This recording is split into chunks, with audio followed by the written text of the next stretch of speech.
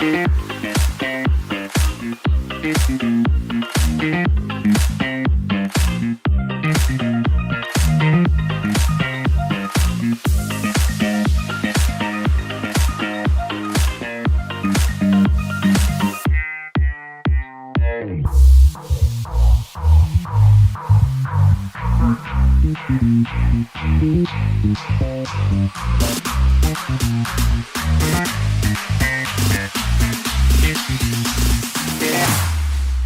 we go now.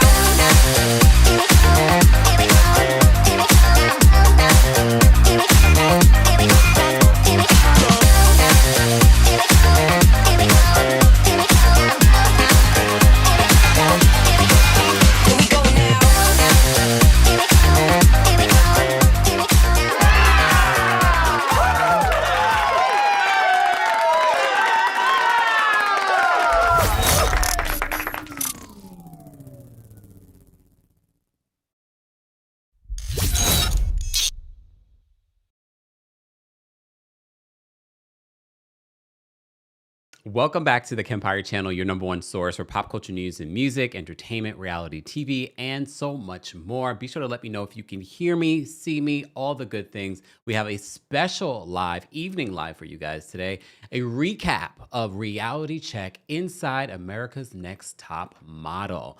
I don't know if you guys had a chance to watch it yet. It was 3 hours of my life yesterday. Then I watched it again today so that I could do this recap with you guys. Tyra Banks sits down in the documentary, and there are mixed feelings about Tyra. There are mixed feelings on whether or not she took any accountability, if at all, throughout this documentary. But if you had to rate this documentary from 1 to 10, let me know. Let me know in the live chat. And if you're part of the replay crew, be sure to let us know as well.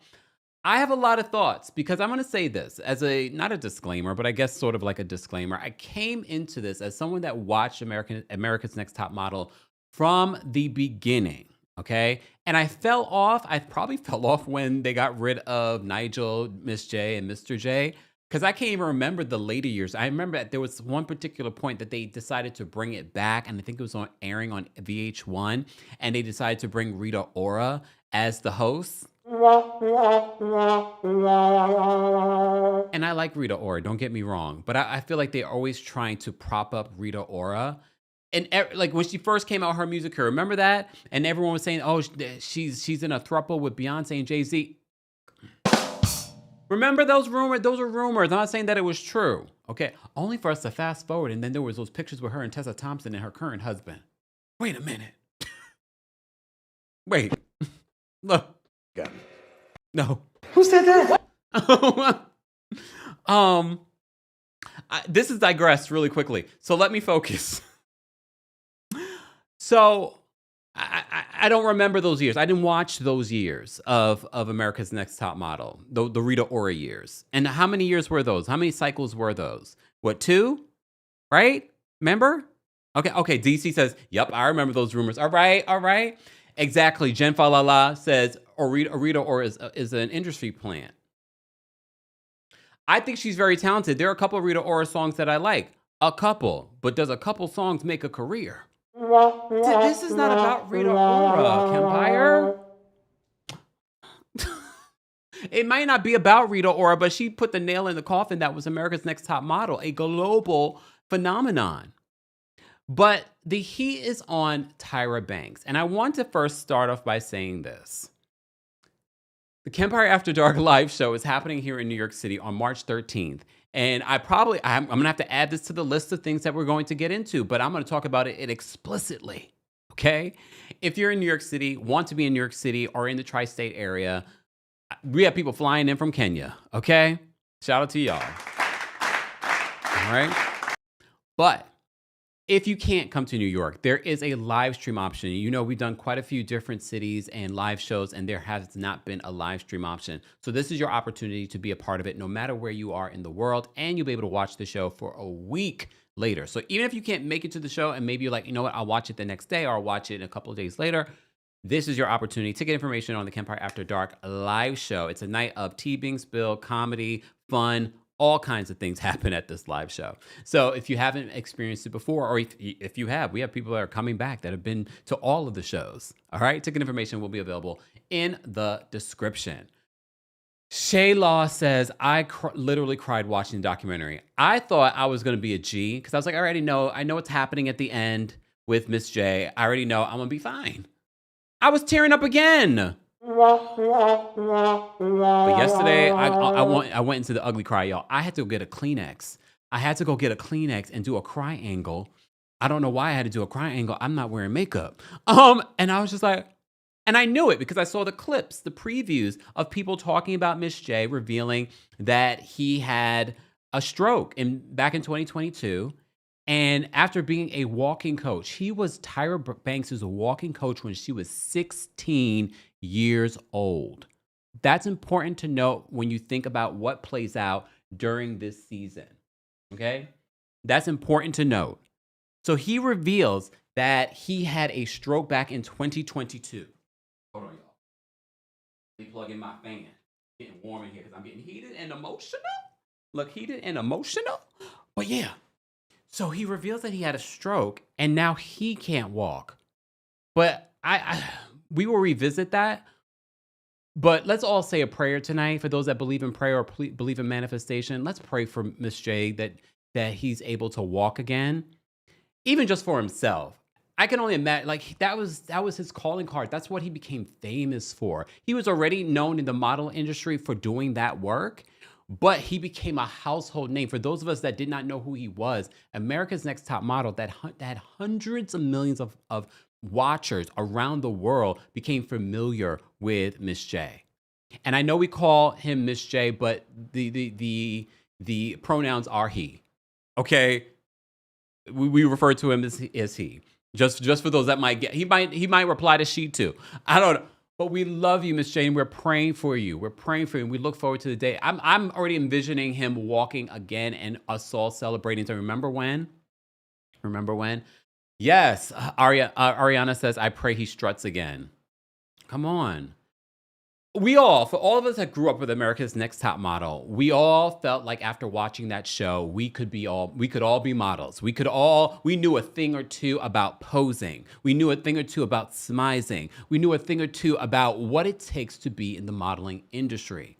So I walked into this documentary saying to myself, I'm going to give Tyra grace because people have been dragging, the new people during the pandemic that started watching America's Next Top Model, and they didn't know about the struggles we've been through to make it in this modeling industry.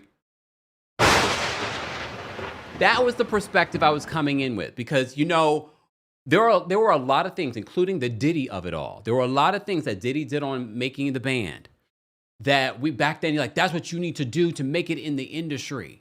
You gotta lose sleep. You gotta not eat. You gotta do whatever you can. You gotta walk across a bridge to Brooklyn to get a cheesecake for Diddy that he's not gonna eat. We all had that mentality back in the day. And it's interesting, not to say that what happened back in the day was right, but back in the day, we didn't know any better. And I think that's okay. What did the late Dr. Maya Angelou say? When you know better, you do better. As long as you're not doing what happened in 1992 in 2026. So I think that's important to know. However, do I think a lot has changed in the modeling industry outside of this reality show space? No, I don't think a lot has changed. We just don't have a spotlight necessarily on it anymore. So I came into this documentary. For those that don't know, you can watch this documentary, Reality Check, Inside America's Next Top Model on Netflix. You're not paying me, but run me a check. That's free promo. You guys are getting free promo, okay? But anyway, we're going to have a good time. Do me a favor and like the video because although we're doing this for free, we need you to share this because there will be new people that have no idea that we don't just talk about housewives here. We talk about everything in pop culture over here. All right. Shout out to those of you that are watching on YouTube, but also those of you watching on KEMPIRE on Facebook and KEMPIRE Daily on Facebook. All right. Let me take a sip, y'all. So here's the thing. Jen Falala said, nah, Kemp, no grace for Tyra. Well, Jen Falala, this is not your review, okay? Follow me, okay? So I came into this documentary saying, you know what? I'm going to keep an open mind. But I already in my mind was like, I felt like people have been dragging Tyra for the things that no one even scoffed at back in when the show was airing.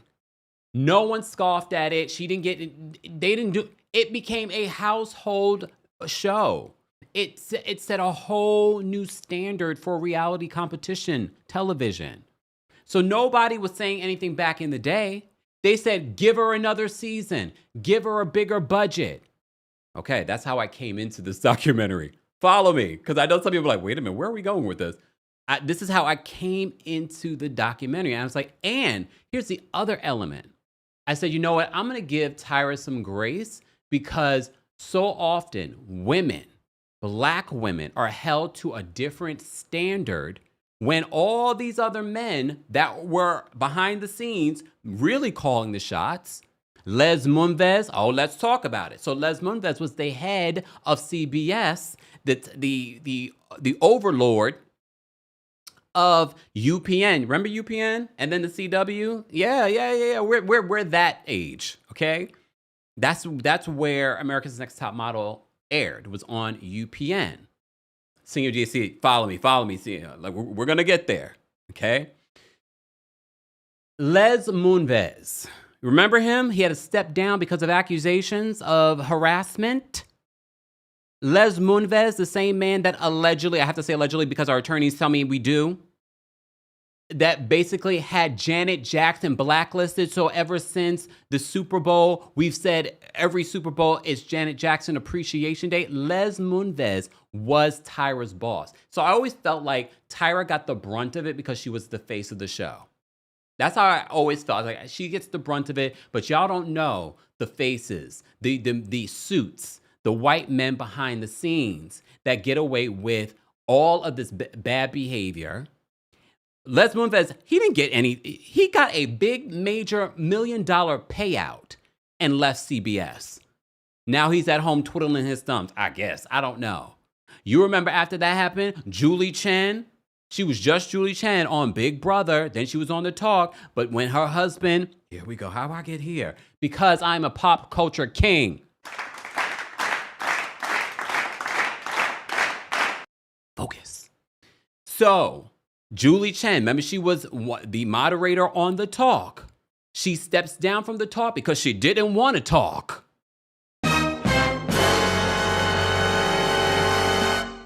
Julie Chen didn't want to talk. And all of a sudden, but she said, I'm not giving up my job at Big Brother. I started Big Brother. I'm not giving up that job. All of a sudden, she wants to add Moonves as a slap to the network that just fired her husband for harassment. She said, I'm going to double down against women and victims. I'm going to add the last name Moonves, even though her entire career was Julie Chen. But okay, fine. They're still together. Happily? I don't know. Look, I don't know. Are they happily together? I don't know. Don't care. Don't know. I'm giving you the story. So Les Moonves was the head of CBS, which was the overlord, okay, the network, the parent company over UPN.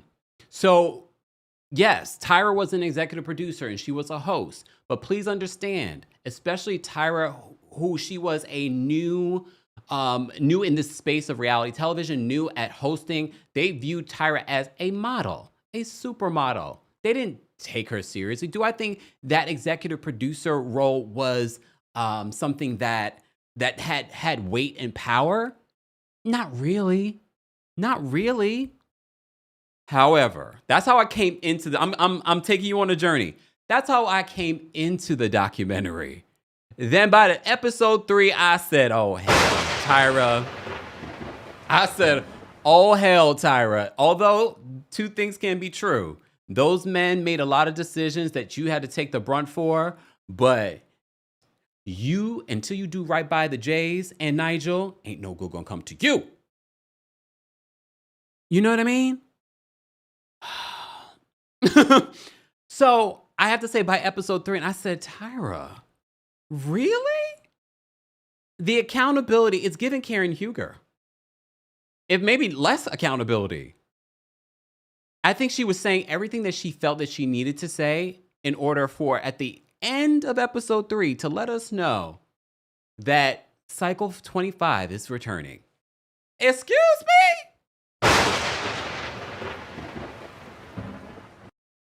This is something that we've talked about before. And it's very similar to what Michael Jackson went through. When he had the hit album, Follow Me, I'm going to get you there. When Michael Jackson had the hit album, Thriller, or when Lauryn Hill had the hit album, Miseducation, as creatives, and this is not just in music, after you have a huge hit, like America's Next Top Model, that changed the face of modeling, that changed the face of reality competition, you try to keep that sucker alive. You try to re-energize, have that same success over again. She talks about that even in this. She talks about that in the documentary. They told me you're never going to be able to recreate this success. And she did for multiple seasons of America's Next Top Model, but I still feel like she's chasing that to this day.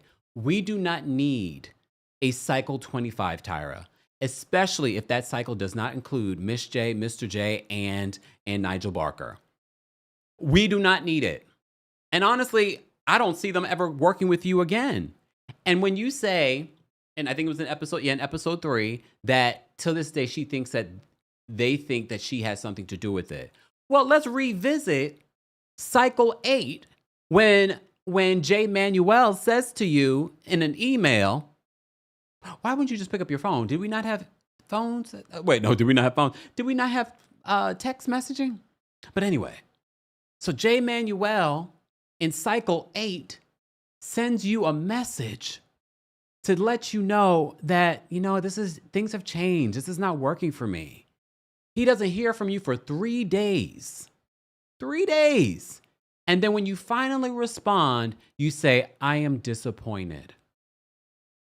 There's something with Tyra. There's something with Tyra, because I really came in trying to give Tyra grace with this. And then as I heard more and more stories, and when they re-showed some moments after terrible things happened on the show, and I'm thinking to myself, Tyra. Oh, not me froze. Oh, I guess the wire won, y'all. It must be the wire. It's all right. Hold on. Oh, no, it's not the wire, y'all. Y'all can hear me. Hold on, y'all. Hold on. Let me fix it. It's not the... It's... Ooh. Here we go. Ooh. Hold on. All right. All right. All right. Hold on, y'all. It wasn't the wire this time. It was something else. Let me go to...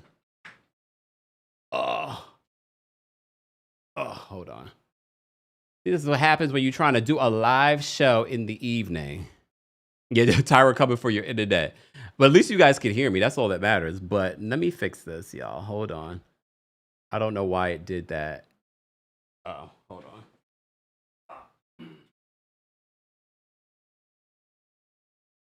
Oh. Let's see.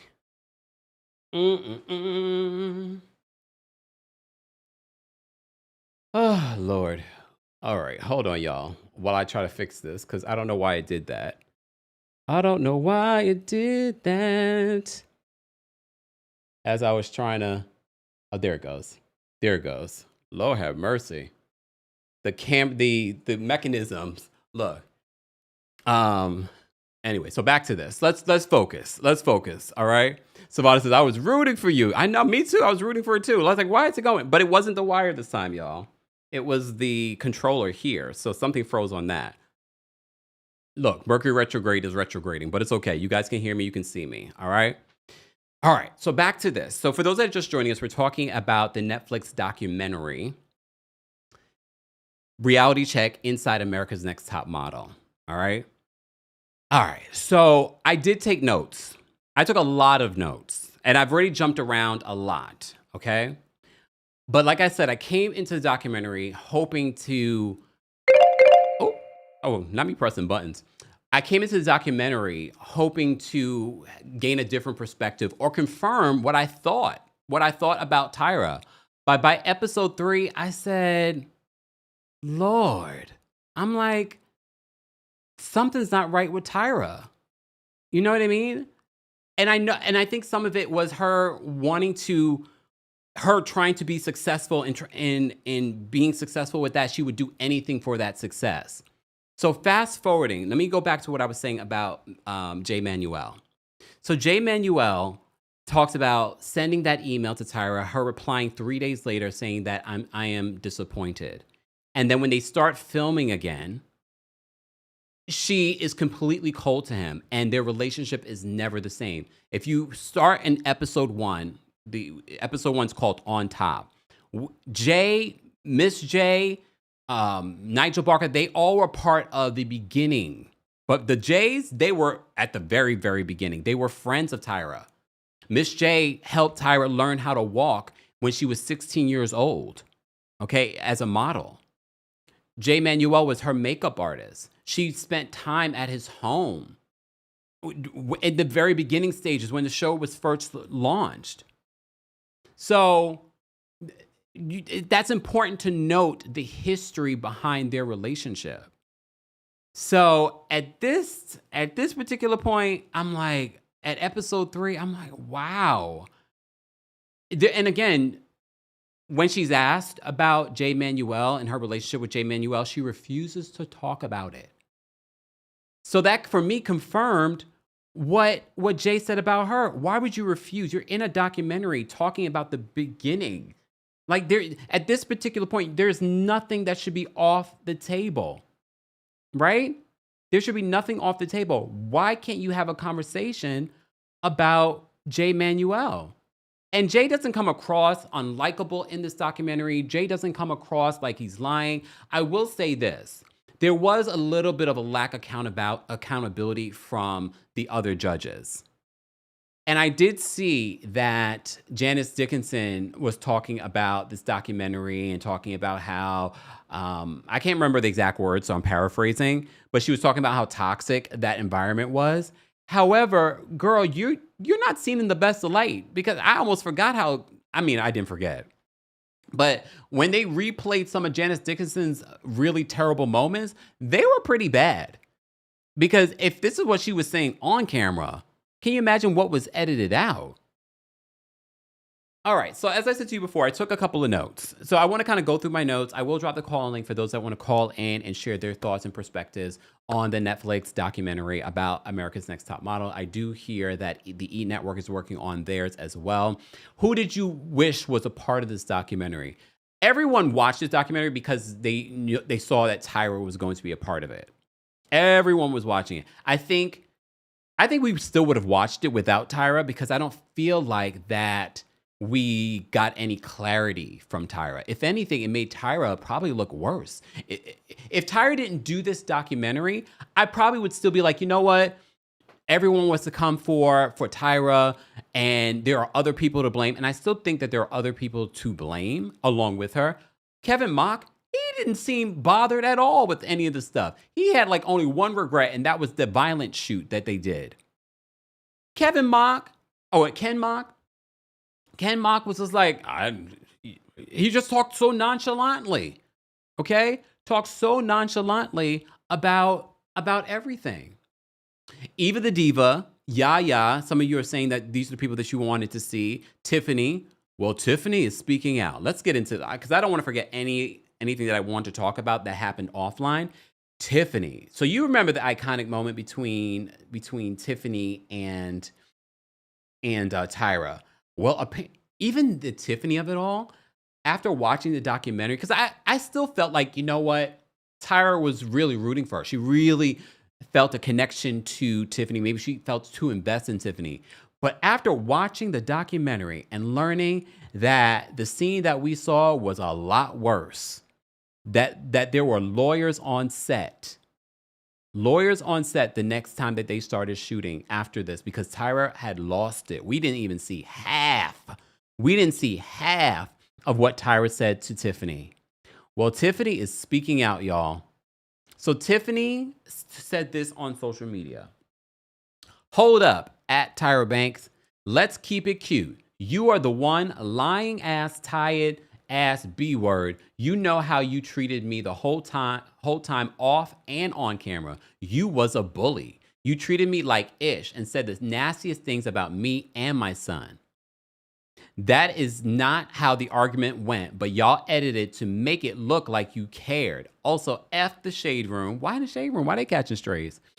F your weird ass fans and F you, Tyra Banks. I bet you won't sit down with me face to face and talk about it. Also, F my family too. What? Y'all don't want ever to defend me. I got more money in helping more people than all or many of the top models, but that's the update y'all give. Damn shame. It's giving y'all still hating on little black ass me, Tyra Banks, ho. What? Damn. Just let it go. It's been over 20 years. F. Oh. But everyone that was in the documentary said that scene between Tiffany and Tyra was a lot worse than what we saw.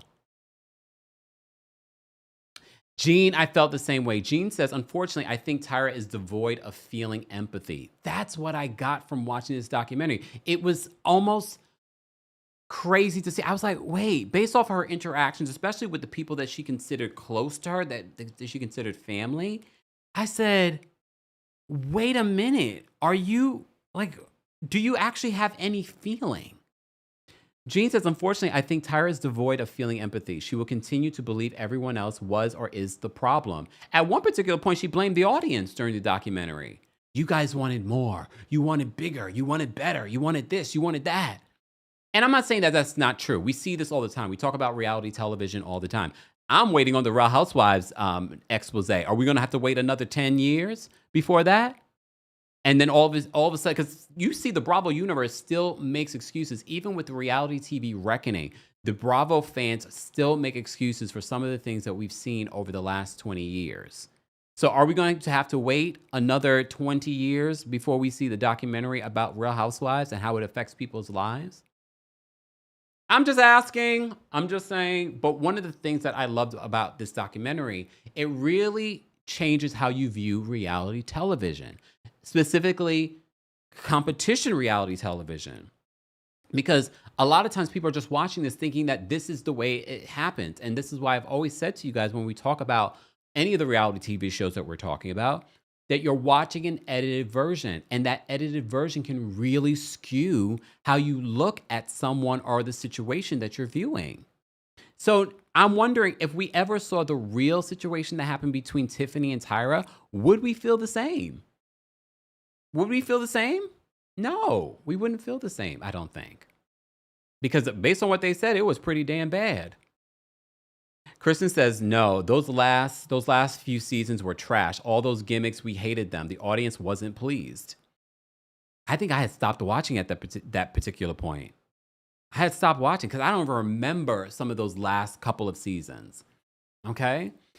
All right, moving on. Let me go from, I took a lot of notes in regards to each episode for this documentary. And if you haven't already, guys, be sure to like the video. It's easy, free way of supporting not just my channel, but others' channels as well. You can also hear this on the KEMPIRE podcast as well. We're talking about this documentary that came out yesterday. So I'm actually surprised. Look at me watching it twice and taking notes. And here we are reviewing it. So good to us, good for us, right?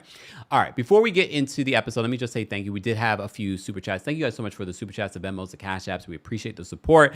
That allows us to do content that doesn't necessarily fit in with everything else that we talk about. So thank you. Squirtle, thank you for the super chat. Squirtle says, I binged the doc episodes just for this.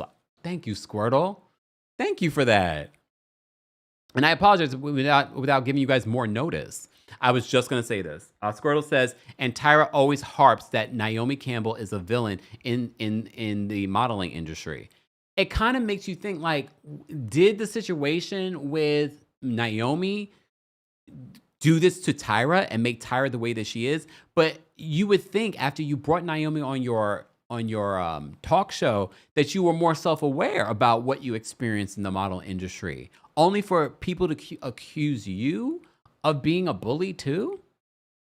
I will say this, and I do believe that she wanted to change the scope of what the modeling industry was and the standards of the modeling industry. I do believe that she came into that with that as her intention.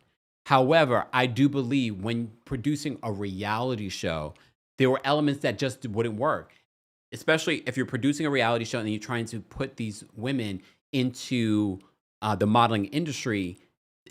It's not going to necessarily work. But I will say this. I do believe that some of what happened in those early seasons made a space for some of the models that we see today. I'm not going to deny that. I do believe that because of some of the things that happened, because if you talk to people like Nene, the Nenes of it all, the Tiffany Pollards of it all, they weren't taken seriously to do other things other than reality television. That is something that Nene has talked about countless times, that people would not take her serious as an actress because she was a reality TV star during that time. I know some of you, especially those of you that are going on your social media and your TikToks, that was the interesting element that they kept on showing, the different people talking about America's Next Top Model now in 2025 and 2020 and things like that. How like, oh my gosh, she was terrible. But back when this was airing, no one said a thing. No one made a big deal about it. They gave them a bigger budget. They gave them another season. They told them to make it bigger, better, and uglier. I'm not saying that it was right. Yes, in 2026, we're looking at it and we're like, you know what? That was wrong. That was really wrong. But let's not sit here and pretend that it wasn't okay back in the day when this was airing. Ambeezy, thank you so much for the super chat. Ambeezy says, bind the spirit of Tyra over the connection. I mean, honestly, I don't even know. That happens every once in a while with it's a stream deck. That happens every once in a while with that. I was doing good because I did change the wire. For those that have been here and like, oh, it was the wire. I thought it was the wire too. And I was like, oh, wait, maybe. I went down and I looked and I was like, oh, it's not the wire because I did what I usually do and it didn't fix it. It had to go here. Luckily, I know what I'm doing. Luckily, I'm a good tech person. Thank you, MBZ. Yes. Squirtle, thank you for another super chat. Squirtle says, if you ever watched the Oliver Twist interviews, Tiffany says that Tyra really went in on her family, her kids, and her grandmother. It was really nasty. I believe it because they said more was said, but I guess they just decided not to reveal what was said because it would really harm Tyra's image. Tyrese, thank you so much for the super chat. Tyrese says Tyra really trolled us in the trench coat. Not trolled us in the trench coat. Where's my picture of Tyra? Hold on, let me bring this up. Trolled us in the trench coat. She looks good though. I'm not gonna deny that Tyra doesn't look good. She looks good, but she showed. You want to talk about accountability? I don't feel like there was any accountability there. Exactly. Sailor Moonlight says we were all rooting for The Wire. It wasn't The Wire this time though. It wasn't The Wire. It was the stream deck freezing. So there we are. All right, moving on from there. Let me just read some of my notes to remind me of what happened in episode 1. So we talk about the beginning of America's Next Top Model, how this came to be. Tyra was coming from the modeling world. She did a little acting. She already had a name for herself at this point, okay? So Tyra, I have to give it to her. She hustled. Nothing was given to her when it comes to getting this reality TV show made. You got to respect it. She was out there hustling. They brought it to every network. Every network said no. But this UPN network was like, well, let's see. So she did this theatrical performance of what to expect from this show.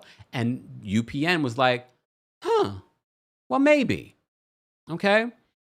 But even before that, she had to convince Ken Mock, who had produced, I didn't even realize that this was the same producer behind Making the Band. So they together went to the different networks and all the networks said no. Ken was the one to bring the show together. He's the one, because he's filmed reality television, he was able to bring it together. He was able to say like, well, no, you need competitions. You need, if you want to see their lifestyle, we need an apartment for all of them to live together. He said, oh, and we need judges. And that's how Tyra brought in Miss J, Mr. J, Nigel Barker eventually came because they were like, we need a white straight man. That came from the networks. But it ended up being magic. Magic. So Miss J was the first person that Tyra called when developing the show.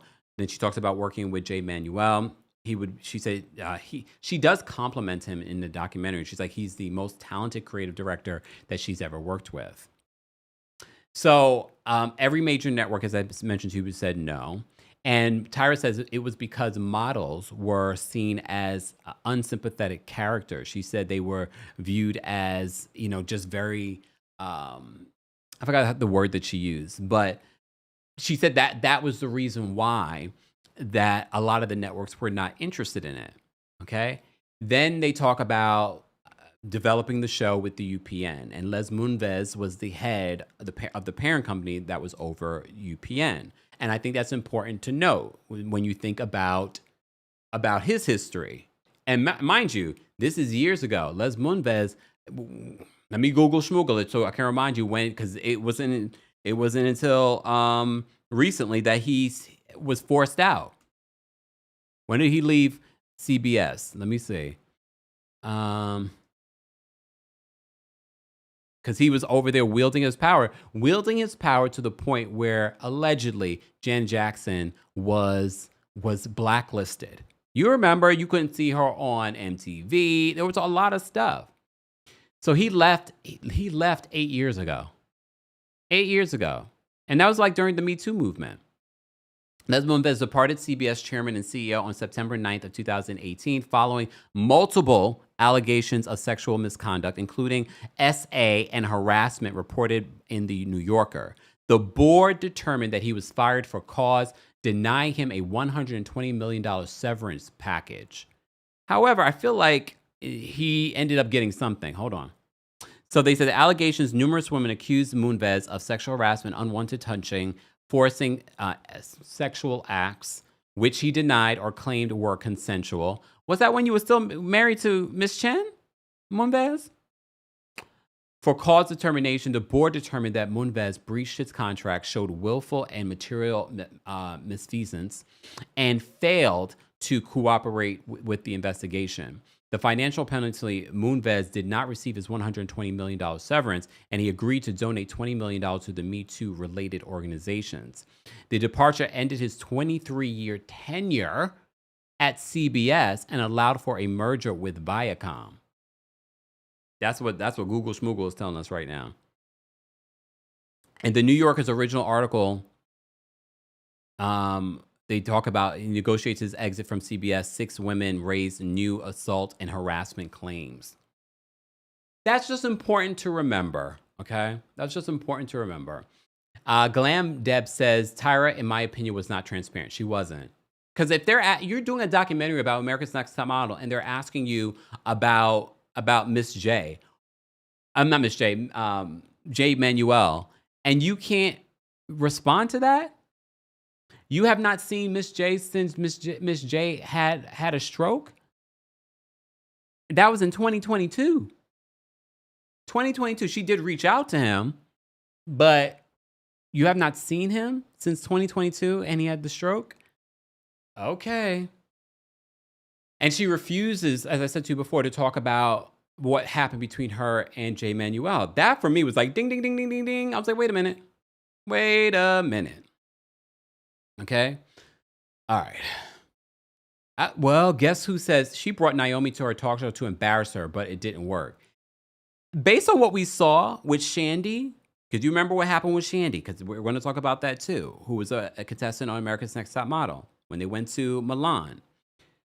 Based on her bringing Shandi on her daytime talk show at the time, and Shandi said she did not want to see any of the footage, and you still show the footage while on national television. Now I honestly believe you brought Naomi on there to embarrass her, and that didn't. These Epstein files are going to do it though. Naomi, you ain't innocent either, Naomi. Naomi is not innocent either. Mr. Mellon Magic, is Tyra cool with Nigel? I have no idea. I don't think she's cool with any of them. But Nigel, Miss J, Mr. J, they all were cool. You see them, they have a moment during the documentary where it's all them together. All of them together. I loved seeing this moment with Nigel J and Miss J. So they're still cool. And after Miss J had the stroke and he was able to see people again and he was in the hospital, they went to go see him. All right. So let me just kind of go through the timeline. And then again, I will drop the calling for those that want to call in and share their thoughts and perspectives on the Netflix documentary Reality Check Inside America's Next Top Model. This is our review and conversation about it as well. All right. Right, Ariana. I was wondering that too. Ariana says Shandi was SA'd. Why did no one say that out loud? I'm thinking maybe for the legal ramifications because that's how it felt. And I'm thinking in 2026 because Shandi was saying like, well, why didn't anyone stop it? They just allowed it to continue to happen. We're going to talk about that. Okay. So Tyra in episode 1 talks about how people did not view models as sympathetic characters. And that's why a lot of people were not taking her reality show seriously. But they ended up landing at the UPN. All right. Tyra and Les Moonves apparently got into a heated conversation over the phone about a Hispanic woman that they wanted to have on the show. And this is another thing that was important to note in regards to how much power did Tyra really have over the show, besides being the face and having the title executive producer. How much power did she have? So apparently they did not want this particular Hispanic person on there. Not me freezing again. OMG. All right. While I fix this, y'all, I'm going to keep talking. Okay. But anyway, so this must be something with this. So anyway, as I do this, the situation with, hold on, y'all. I'm trying to fix this. Okay. So back to what I was saying in regards to this. The situation between Tyra and Les Moonves got really heated to the point where they said it almost got physical. I don't know if I believe that. I think they were being a little dramatic with that. I don't think that it ever got physical, or that it potentially could have gotten physical. But Les Moonves, based on what people have said about him, that would not shock me. That would not shock me that maybe possibly that he was hard to manage, hard to work with, even though that was the situation that they were trying to paint about Tyra. That's one of the things that they were definitely trying to paint about Tyra during the documentary. Okay. So anyway, moving on from there. So Ebony, you remember Ebony? She was the cycle 1. She was in, she had like the short hair. She talks about her experiences and everything like that in regards to being a Black woman in this space and them, having those white hairstylists not know what they're doing with her hair, laughing at her hair, giving her 3 bald spots.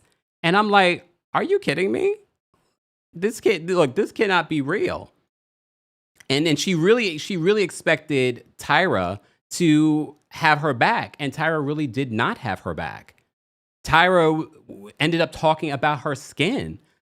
And honestly, watching some of these clips back, I'm like, oh yeah, I remember how they talked about her skin and her skin being rough, but no one said anything back in the day. De La Shay says, OMG, and the way that they outed Ebony on national television. She talks about that too. She they brought it up, but she didn't realize that the ramifications of what that could be, and they never asked her about that either. And I was like, oh, I didn't even think about that, Ebony. But this is why, and again, this goes back to what I was saying in regards to who do you think should have also been included in this documentary. I feel like having someone like Eva the Diva made a lot of sense.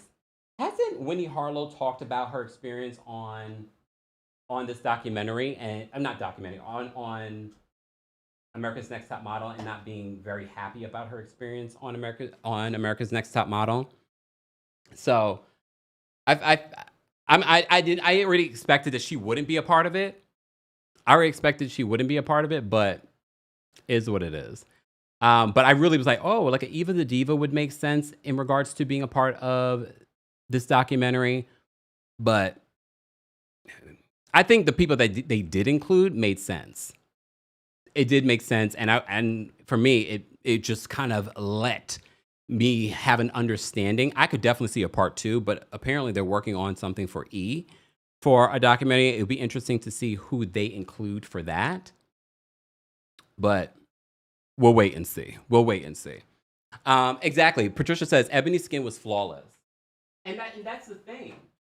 If when you look back at some of the stuff and you're like, what were they talking about? Were they just saying that to say that, or was that something? Was that notes coming from somewhere else? You know what I mean? Was that something that Les Moonves or the higher ups were saying? But we have on camera, Tyra saying it.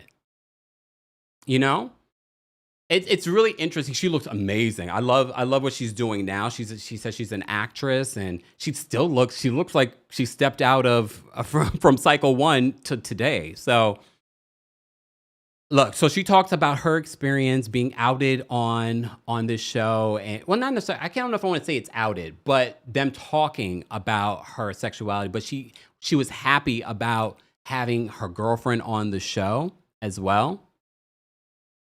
Oh yeah, I forgot about that. Miss Parker says they almost froze Carrie D and Amanda in the pool. There was just so many moments. But like I said, there are a few reality shows that you can see documentaries from today, and you're like, why did they do that? Even the Real Housewives. As I was watching this, I'm like, okay, when is the Real Housewives documentary going to happen? Miss Parker, thank you so much for the super chat. Miss Parker says also during the show's conception, social media was non-existent. That's a good point. It took a few years for social media to gain traction. That's a very, very good point. Hence why, but I still feel like even if there was social media, I think the perspectives would be different, but I don't think that it would be dramatically different. Anyone else? I don't think so. I think we've learned a lot, especially because of the world gaining access to this information and us all, we're like, you know what? That's not cool. I'm like, that shouldn't be okay.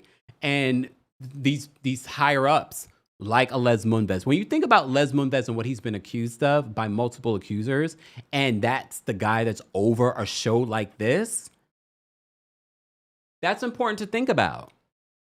What they were okaying.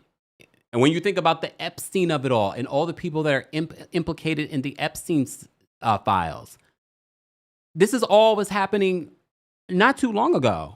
We're talking about Les Moonves losing his job in 2018. When did Epstein unalive himself? That wasn't that long ago. All right, let's move on because I'm not even past episode 2 yet, but I'm almost there. Guys, just joining us. We're talking about the Netflix documentary reality check inside America's Next Top Model. If you're part of the replay crew, bear with us with the technology. It's okay. We're talking about this documentary and the effects that America's Next Top Model had on some of the contestants. But it's also an introspection for us that you watched it back in the day. And if you've done a watch today, it makes me wonder how I would feel watching it today. But just watching the clips, I was like, especially with some of the things that Tyra says in the in not just in the documentary, but in those episodes that they showed. Nikki says America's Next Top Model was still in the era of heroin chic in regards to that look, that gaunt look. People were obsessed with thinness then and still are. Well, now with the whole Ozempic of it all, and there's just there's always been sort of like this obsession with weight and how, and we've said this before. I feel like the one thing that people are okay with making fun of is when someone is fat. The fat shaming doesn't feel like people don't realize like that's wrong. I think more and more we've gotten to that place, but back in the day, oh no, you saw it from the clips from the documentary.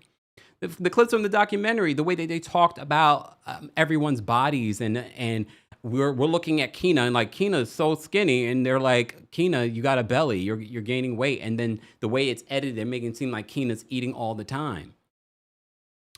So she talked about that in, I think it was in episode 2. But before we even get there, as I was talking to you before about Ebony and Ebony's makeover and how they gave her 3 bald spots, and she talks about how they were talking about her skin, and she's thinking Tyra's calling her to tell her, like, girl, we're gonna help you fix your hair. That was just a a trick. We're testing you. No, Tyra's like, well, the judges are telling me that you're showing up to the shoots ashy. And she's like, ashy. So she starts this whole routine of oils and stuff, and then the girls in the house are complaining about the oil getting everywhere, and they're commenting on it. So that was in episode 1. Then they talk about Tyra and Janice and Tyra, and they're back and forth because Janice was very harsh. I know Janice wants to paint a different picture, but Janice, we remember you. Like, I don't have to rewatch to remember that Janice was terrible on the show. She said some of the nastiest things to the girls that were on this show. So Janice, there was a moment between Janice and Tyra, that there were moments between Janice and Tyra throughout the show. And Manuel said that he felt like sometimes that Janice was baiting Tyra with some of her comments. So at one particular point, because he felt such a loyalty to Tyra, he felt like they were besties. She was coming over his house, and he was going over her house. And you end up seeing this moment between Manuel and Janice where they're like going at each other back and forth. Okay. And he said it wasn't his brightest moment on the show. All right. So then we have Nigel Barker join the crew of judges because the network says we need a straight white photographer, male photographer. Okay. And Manuel looks back on it and just like, okay, so I guess because you got Miss J, Mr. J, and we're gay and we're people of color, and now you want to bring in a white person. Just imagine what that, even subconsciously, what that's saying. And that's the thing too. They were saying that the networks, they didn't mince words back in the day. And who knows what they say now behind the scenes. They said to them, we need a straight white man photographer to add to the panel. So moving on from there, we get into episode 2. Because at the end of episode 1, we are introduced to Shandi, and we get to see Shandi in the documentary. And I remember Shandi so well. And when they revisit Shandi's story, I'm like, oh my gosh, I completely forgot about this. But it was so scandalous when they went to Milan. Remember, they went on the go-sees. They had the moped drivers. The guys ended up coming back over that night, and they all were drinking. Shandi said that she had like 2 bottles of wine. You end up seeing Shandi in the hot tub with the other guys, and the girls were in there. But apparently Shandi ended up going in the shower with one of the guys, and then ended up hooking up with the guy. But she said she was blackout drunk. And she says that they filmed all of it. They filmed her hooking. So they have, this is gross to me, they had footage of her in the shower with this man, footage of her in the bed with this man. She woke up the next day just devastated. Because remember, Shandi had a boyfriend at the time, Eric. He was the one who encouraged her to go on this show.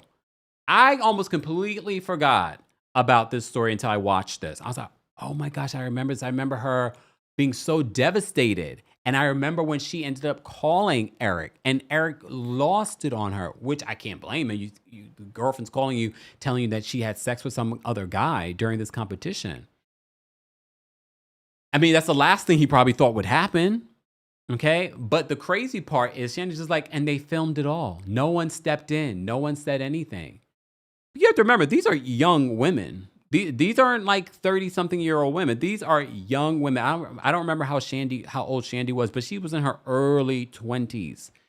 Okay?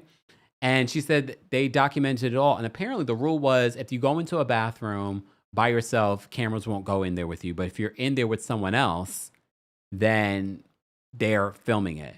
And because it became a story point, they had to follow it through. Hence why they ended up filming her talk to her boyfriend. Because she was like, I'm quitting. I'm not doing this. And they wouldn't give her a phone. And then the ministry, she's like, I'm done. I'm not doing. They try to convince her. She's like, I'm done. I'm not doing this anymore. Because she was devastated. She ends up calling Eric. Eric loses his mind on her. I can't blame him. And they filmed all of it. And she falls apart. She claims that at the ending of the filming of that, the sound guy and the camera guys are like, she was 18 or 19? See, I don't remember. I just know that they were really, really young because she left her home. Because if you know Shandi's story, she left her home as soon as she was able to. So yeah, she probably was like 19. She was probably 19. She left her home as soon as she could because she didn't feel connected to her family. Tyree says Shandi was 21. Yeah, young. Regardless, young. She was super young. Okay. So all that plays out in episode 2. And Tyra is asked about it. Did you guys pay attention to Tyra's body language when she was asked about it? She was asked about it in episode 1, and then they lead into it in episode 2. And she seemed like, did you not know that they were going to ask you about these moments that happened during the season? Her reaction was so strange to me. You know what I mean? So strange to me. I was just like, wait a minute.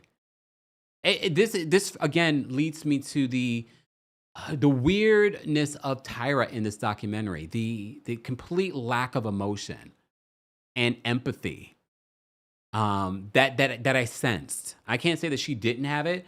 I just couldn't sense any sort of empathy coming from her when it comes to the Shandi up at all, especially when the next day Tyra comes there. And she says she doesn't want to talk about production because she had no involvement in how the show was produced, like when they were in the field kind of thing. So exactly, Lais says her body language was weird, especially talking about the Shandi stuff. But then the next day, you go there and you start talking about cheating. You start talking about cheating, and then it's a segue. And the thing is, when this is playing out in the documentary, I'm like, oh my God, I remember this. I remember this. Miss Parker says Tyra appears to disassociate. Probably. Maybe. I don't know. Okay. So the next day, Tyra goes there. She starts talking about cheating. She's like stoking the flame. And Shandi's there, young girl at the time.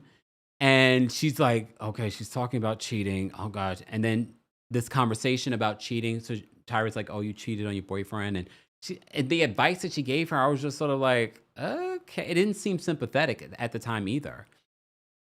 It didn't. It now makes me wonder what people really thought of Tyra behind the scenes as the model, like other models and things like that, because she had a lot to say about Naomi over the years. And I believe everything she said about Naomi.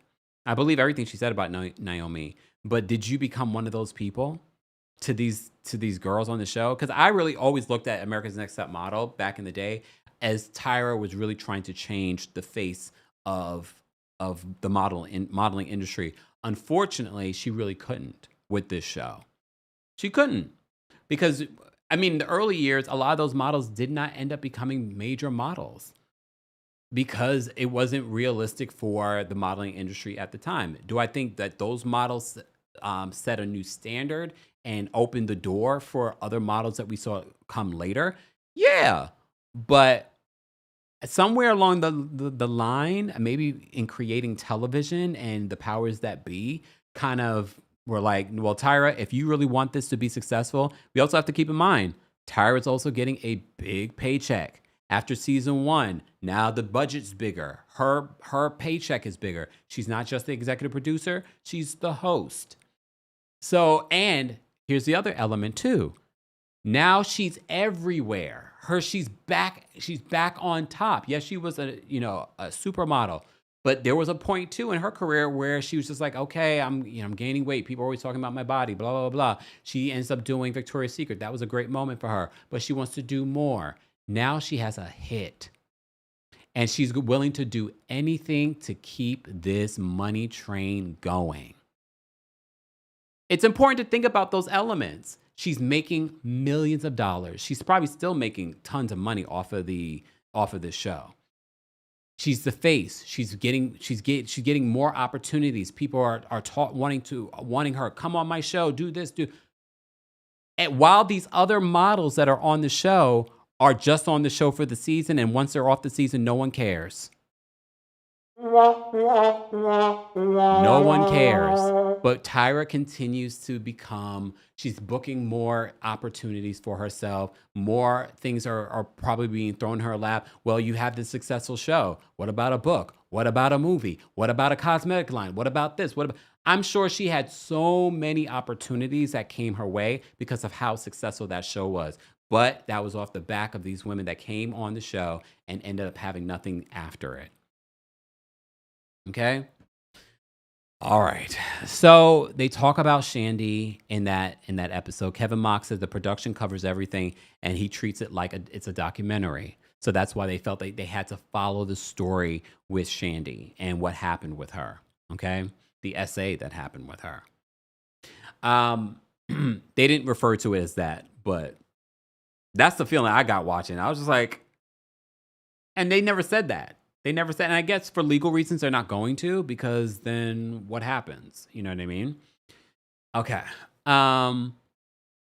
So moving on from there, they film Shandi's combo with Eric. He loses it on her. I can't blame him. So after the season 2, America's Next Top Model becomes even bigger success. Hundreds of millions of followers around the world. Now they're doing different country versions of America's Next Top Model. We're in Germany. We're in Africa. And I'm assuming, as an executive producer, Tyra's getting a residual off of that. Sometimes. That's not always true. But I wouldn't be surprised if she was getting a residual off of that. Okay? Tyra says that the viewers wanted more from them. So this is where she starts putting the accountability on the viewers. And I'm not surprised. Yes. Because we see what happens with the Bravo world. The viewers are like, we want this person. We want more of this. So they start feeling the pressure. I've heard housewives talk about this is why they end up buying a new house or wearing certain designer. They feel the pressure from the audience. Okay. So she says that's why the challenges got crazier and crazier. Okay. Remember Danielle, who had the gap where they made her close her gap. At first she was like, I'm not closing my gap. I want to keep my gap. I almost forgot about this. Joni was at the dentist's office for hours into the night. They removed all her teeth. At one particular point, she smiles at the camera. They saw down her teeth. She says they didn't fix anything. They just made the teeth pretty. She says she still has orthodontist issues. And I'm like, damn.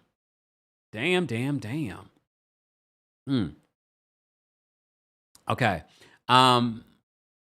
Tyra apparently told Danny, we see it in that moment. I literally, as I'm watching this documentary, I'm like, oh yeah, I remember this moment. She was like, you got to get rid of the gap. You can't be a cover girl and have a gap. Mind you, there had been models with gaps. Were they huge models? Yeah, 1 or 2. But she's like, you can't have a gap. Mind you, Danny, beautiful. Gap, no gap, whatever. Beautiful. Still beautiful. Danny, some of these models that were featured in the documentary, I'm like, oh my God, they literally could be a model today. Gorgeous. So Danny talks about that experience. Joni talks about her experience of being in the dentist's office for that many hours. Mind you, she's modeling the next day. She's doing a shoot and she's like tearing. And she's like, these tears were real because she was in pain from all that dental work. But remember, up until this particular point, they were just doing, when they used to do the makeovers for the girls, when they would come in, they were like, okay, we're going to change your hair. We're doing this. Now they're doing teeth. Now it's got to get bigger. It's got to be more dramatic. It makes me wonder who said, let's do that. Yes, you see Tyra's the one saying you need to close your gap, but who were the powers that be that told her to do that? Hey, Danielle. Danielle says, OMG, Joni was so sad. And I love Danny and her story and her gap. And now I guess she may have gotten it returned. She may have gotten it probably like bonding. Because I used to have a gap too, but I had like a really small gap. But I got that sucker closed. But that was my choice, my body. Okay? I didn't do it for anybody but for myself. Okay? So anyway. So, The next, okay, and then so crazy because the next season they ended up telling a model to widen her gap so that she could look like Lauren Hutton. Excuse me, this was the next season. The previous season, you're telling Danny to close her gap. The next season, you're telling this white model to widen her gap. Like really, no, and not even widen her gap, to give her a gap. I personally would have done that. I'm like, excuse me, no. It's one thing if you're gonna bring them together, you're not gonna take them apart. But that's me, okay? So they talk about that. Tyra claims that the agents would tell her this. So this is Tyra not taking accountability either. She's, again, and she could be right, because I tell you, I don't think it was just Tyra. There were some faceless people that were behind the scenes. I also don't feel like some of the other judges that were in the documentary took any accountability, really, for the most part. So Tyra says that there were agents that were, telling her, like, people like Danny are not going to be able to get booked with that gap and things like that. Okay. So Dion talks about how they exploited her mom. So you also see Dion in this documentary because remember her mom had been in a violent, pow, pow, pow situation. And then all of a sudden they do this violent shoot. And she feels like, 2020 vision, she feels like they did that in order to trigger her to have a reality TV moment. That's happening today. While reality shows are being filmed while we are here, there are still things that producers are doing to trigger you. I was just watching something the other day. I can't remember what I was watching, but it was related to Real Housewives. And they were talking about, when they do their confessionals, they're not showing footage. In the documentary, you see them show footage, but for Real Housewives, when the producer's talking to you, they're reiterating what happened in a scene, and they are probably putting a little bit more stank on it. They are deciding what voice or narrative to give to that moment as they're reiterating this to the person in the confessional. So they could be as shady as they want, which will trigger the person and be like, well, you know what? What did they say about me? That was something that they mentioned in after cycle 1 of America's Next Top Model. After they started seeing it on television, the way that they were sort of pinning the girls against each other, talking about, oh, this one said this about you in the documentary, blah, blah, blah. So Monique Child says Potomac and Atlanta producers are the worst. You would think that they're the worst. They're not, y'all. I get it. Those are the shows in the cities that maybe we talk about the most and you watch. They're not the worst. They all are doing it. They're all doing it. Every single, I'm telling you, Ultimate Girls Trip, A Little Tea Spilled. Was it Shed Media producing it? I heard that they're in there. Get in there, fight. Allegedly. I'll just say allegedly. Get in there, fight. They're all doing this. They're all stoking the flames. Allegedly. Cameron says, I remember that shoot, and it was once. Wait, hold on. Cameron, hey Cameron. Cameron says, I remember that photo shoot, and it was once girl who had just found out that her friend overdosed and passed, and they had her in the photo shoot looking like a dip. Yes. Ken Mock, he was Tyra's partner in America's Next Top Model, who's also in the documentary. He said that was the only photo shoot that he regretted. That was the only one that you regretted, Ken Mock? He was very nonchalant. And look, this is why I say Tyra's getting the brunt of the backlash. But remember, Ken Mock came in as the guy that had the experience in producing reality television. He also was a part of this show. And no one has smoke for Ken Mock. I think we have to be fair. And he was very nonchalant during the documentary. And if anything, I saw a little bit more emotion from Tyra than I saw from Ken Mock.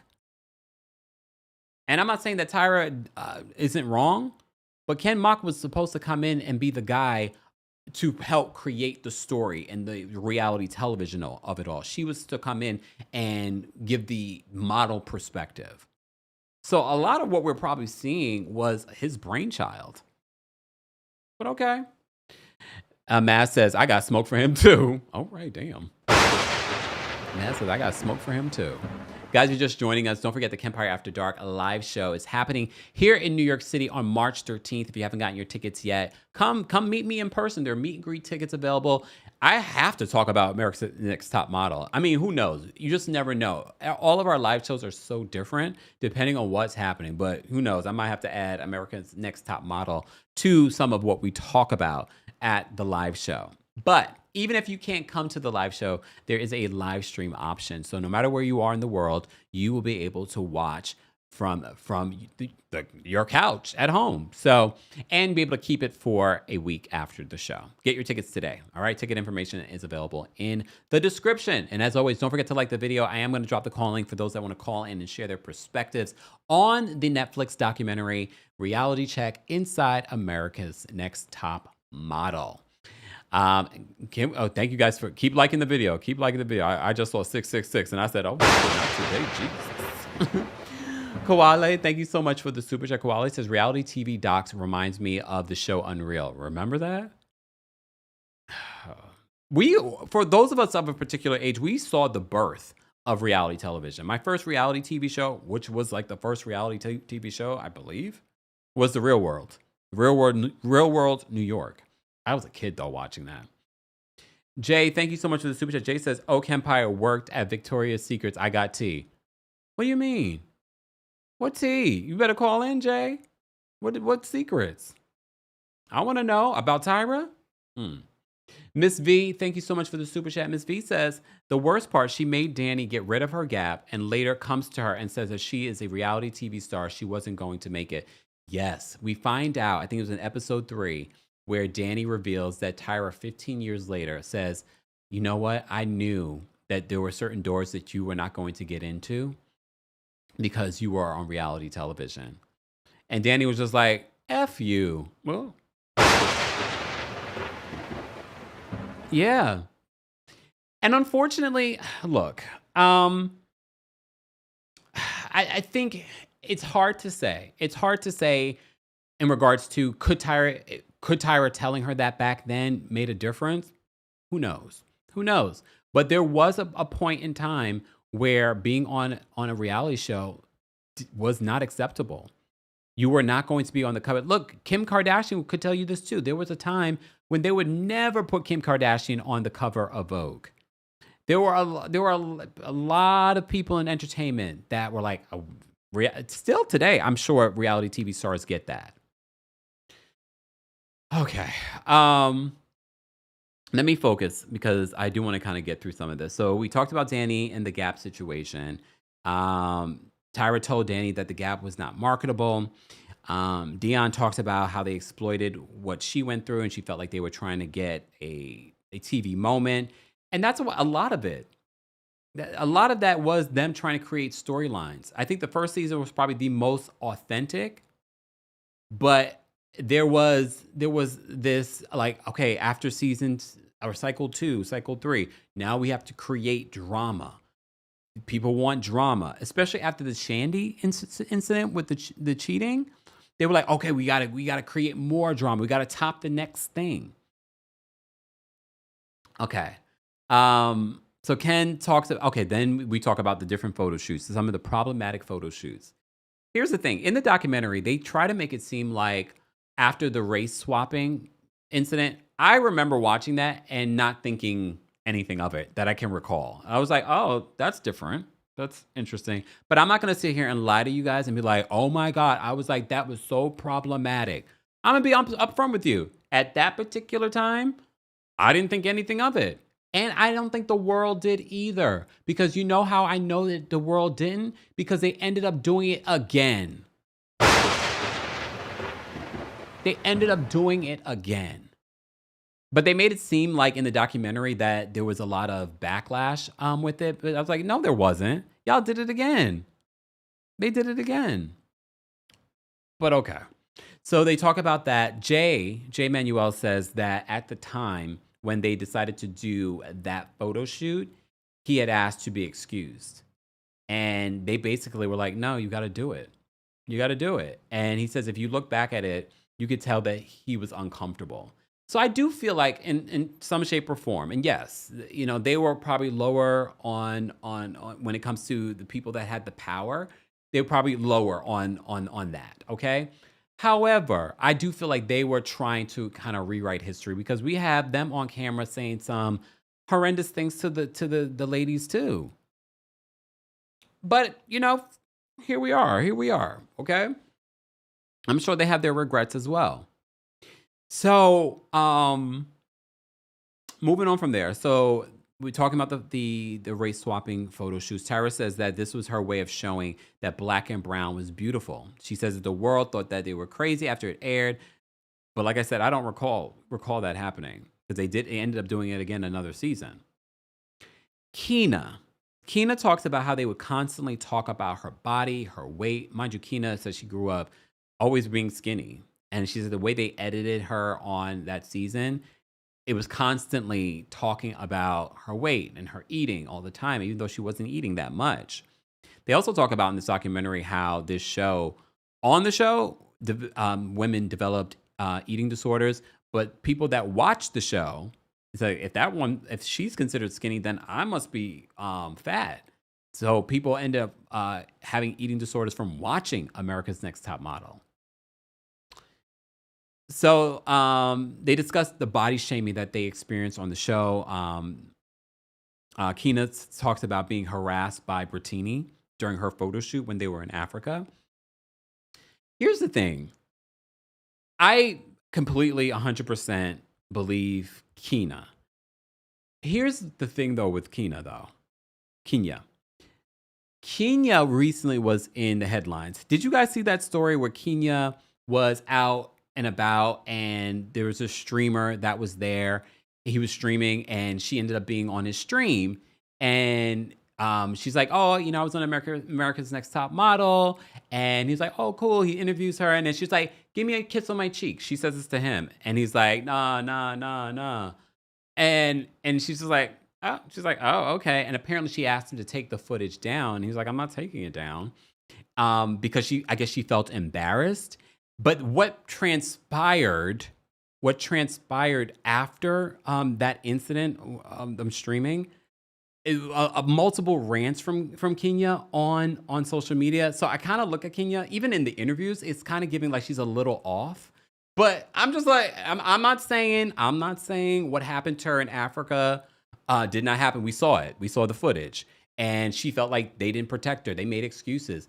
Tyra, even in this documentary, it's just like, I felt like I was empowering her, saying, this is how you should handle it if this happens to you. Nigel Barker was like, well, yes, looking back on it now in 2026, that was wrong. But in the moment, they defended it. They were like, well, in that moment, you should, you're going to meet people in the industry that are going to harass you. This is how you should handle it.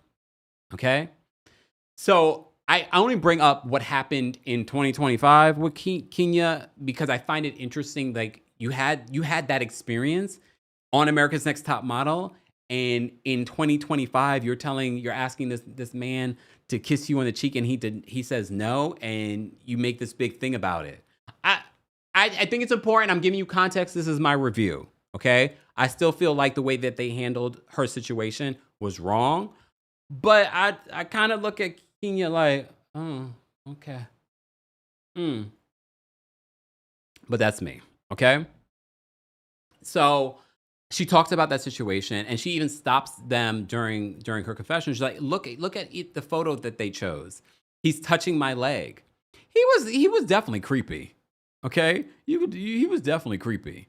But yeah, all right. So she talks about that. The judges made excuses for how it should have been handled. Tyra says that she was trying to empower Kina. And he was like, you know what? I shouldn't have said that. I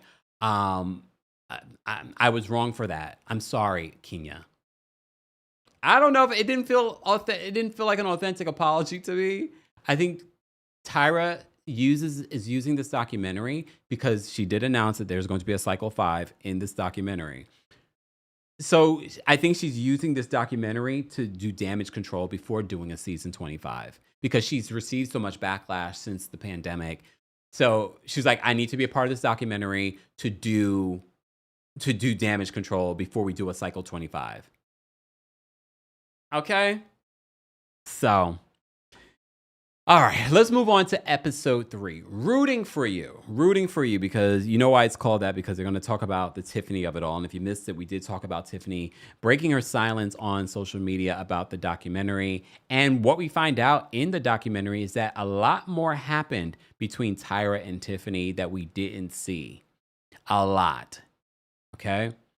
The way that Tyra spins it, even in the documentary, she's like, you know what? I saw a lot of her in myself, and they really tried with her. And I'm just telling you, up until that moment, I was like, I was on the bandwagon. I was like, yeah, I can understand why she was just disappointed. She was just disappointed. But to find out that so much more nasty things were said in that moment, yeah, I was like, Tyra. And based on what I've seen in regards to what other people are saying about Tyra in this documentary, people that had personal relationships with her, I'm like, Tyra. Tyra. And after all these years, you have not made amends with Miss J, Mr. J, and Nigel Barker?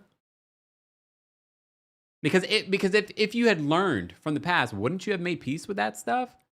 Wouldn't I don't know. I feel like you guys were so close, and I feel like they would be open to it.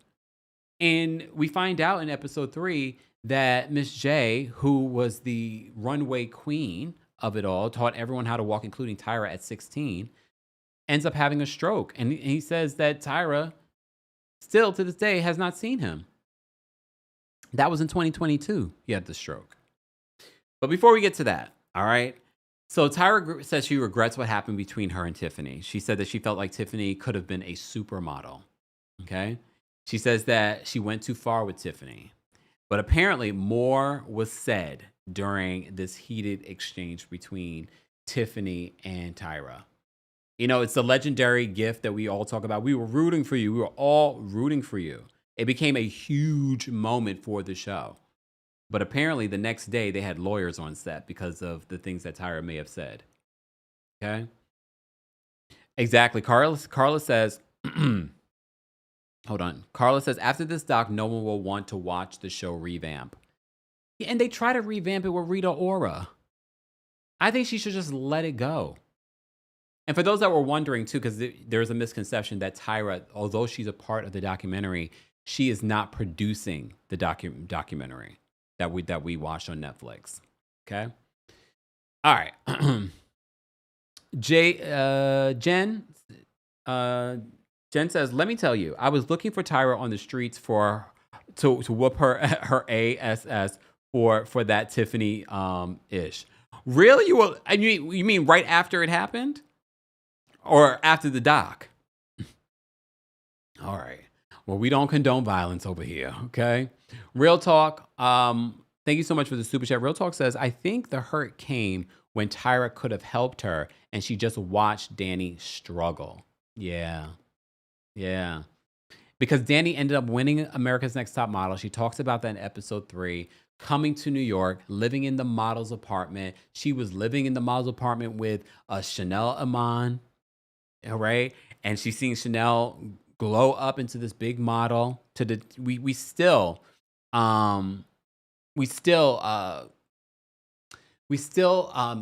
celebrate and see Chanel Iman as a top model. I mean, she's not really modeling as much anymore, but it's so interesting to see how she was coming up at the same time as Danny. And Danny, apparently, because she was on this reality show, when Chanel went to the other agents, like why aren't you guys booking her?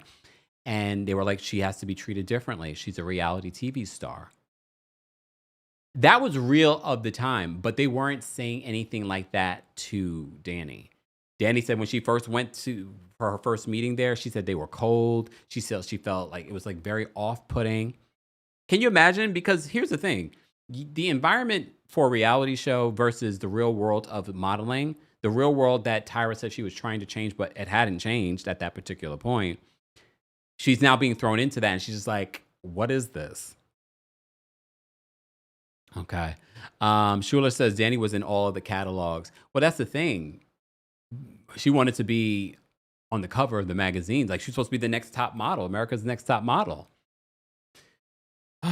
Ashley says, why are we blaming Tyra for everything? I think you're making a general statement in regards to the world, because I don't think we're blaming Tyra for anything. Maybe Ashley, you just joined us, because I've already given my disclaimer at the top, and I said there are so many people. And I also feel like people aren't giving Ken Mock, who was the reality TV executive producer behind this show. He was supposed to be the expert behind this show. Carla says Danny was and is, she's still beautiful. She looks like, if anything, she looks better now than she did then. Still beautiful. But she said she left the modeling industry. She left the modeling industry. I don't think she should. She could still model. Okay. Well, that's true. Look, Shanae says, mind you, fashion designers didn't even want their stuff in Devil Wears Prada. So you can imagine at the time where America's Next Top Model was happening. Adrienne Curry has slammed this documentary, but she's like, you know what? She's not even mad. She's not even mad at Tyra, because she probably saw Tyra in the documentary. She was like, Tyra just stood on business when it comes to, I said what I said, I did what I did. De La Shea says that's why Adrienne, winner of Cycle 1, who was voted vocal in real time about the lack of support, didn't do the doc. She knew they shenanigan. Yeah. Takara ended up, she didn't win America's Next Top Model, but she ended up having a name for herself. Remember, Takara ended up really creating a career for herself outside of America's Next Top Model. She was one of the few. Okay. All right. Moving on from there, I'm going to drop the call link before I move on. Guys, if you just joined us, don't forget to like the video. It's an easy, free way of supporting the channel. But if you're a member of the channel, I have dropped the call in link for our members. All right. That will be, hopefully that will work, because I didn't see it go through. Gigi says, KEMPIRE, why do you think Eva did not do the documentary? I think because Eva has spoken out before in regards to her support of Tyra. She doesn't have a bad thing to say about Tyra. She said this previously on Watch What Happens Live. So I don't see her slamming Tyra or the document, being a part. She probably also, I'm sure she was asked, but I'm sure she probably did not know that Tyra would be a part of this documentary. And that's probably why she was like, I'm not going to do it. So, all right. Something's going on with technology today, y'all, because it's not even letting me post on. Let me see if I can try this again. I'm trying to post for our members, but it's not even letting me post. Let's see. Let's try this again. Hold on, y'all.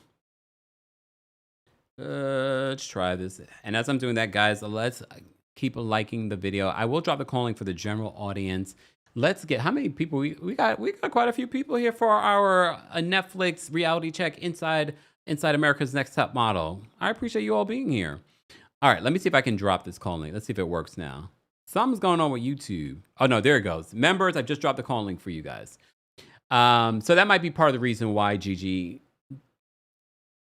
Eva decided not to do the documentary. She probably had no idea that she would be a part of it, and she probably just be talking negative about the show. And she probably has nothing negative to say about the show. She actually went on to have her own kind of career outside of it. Oh yeah, people saying that YouTube's down, but we're still here streaming.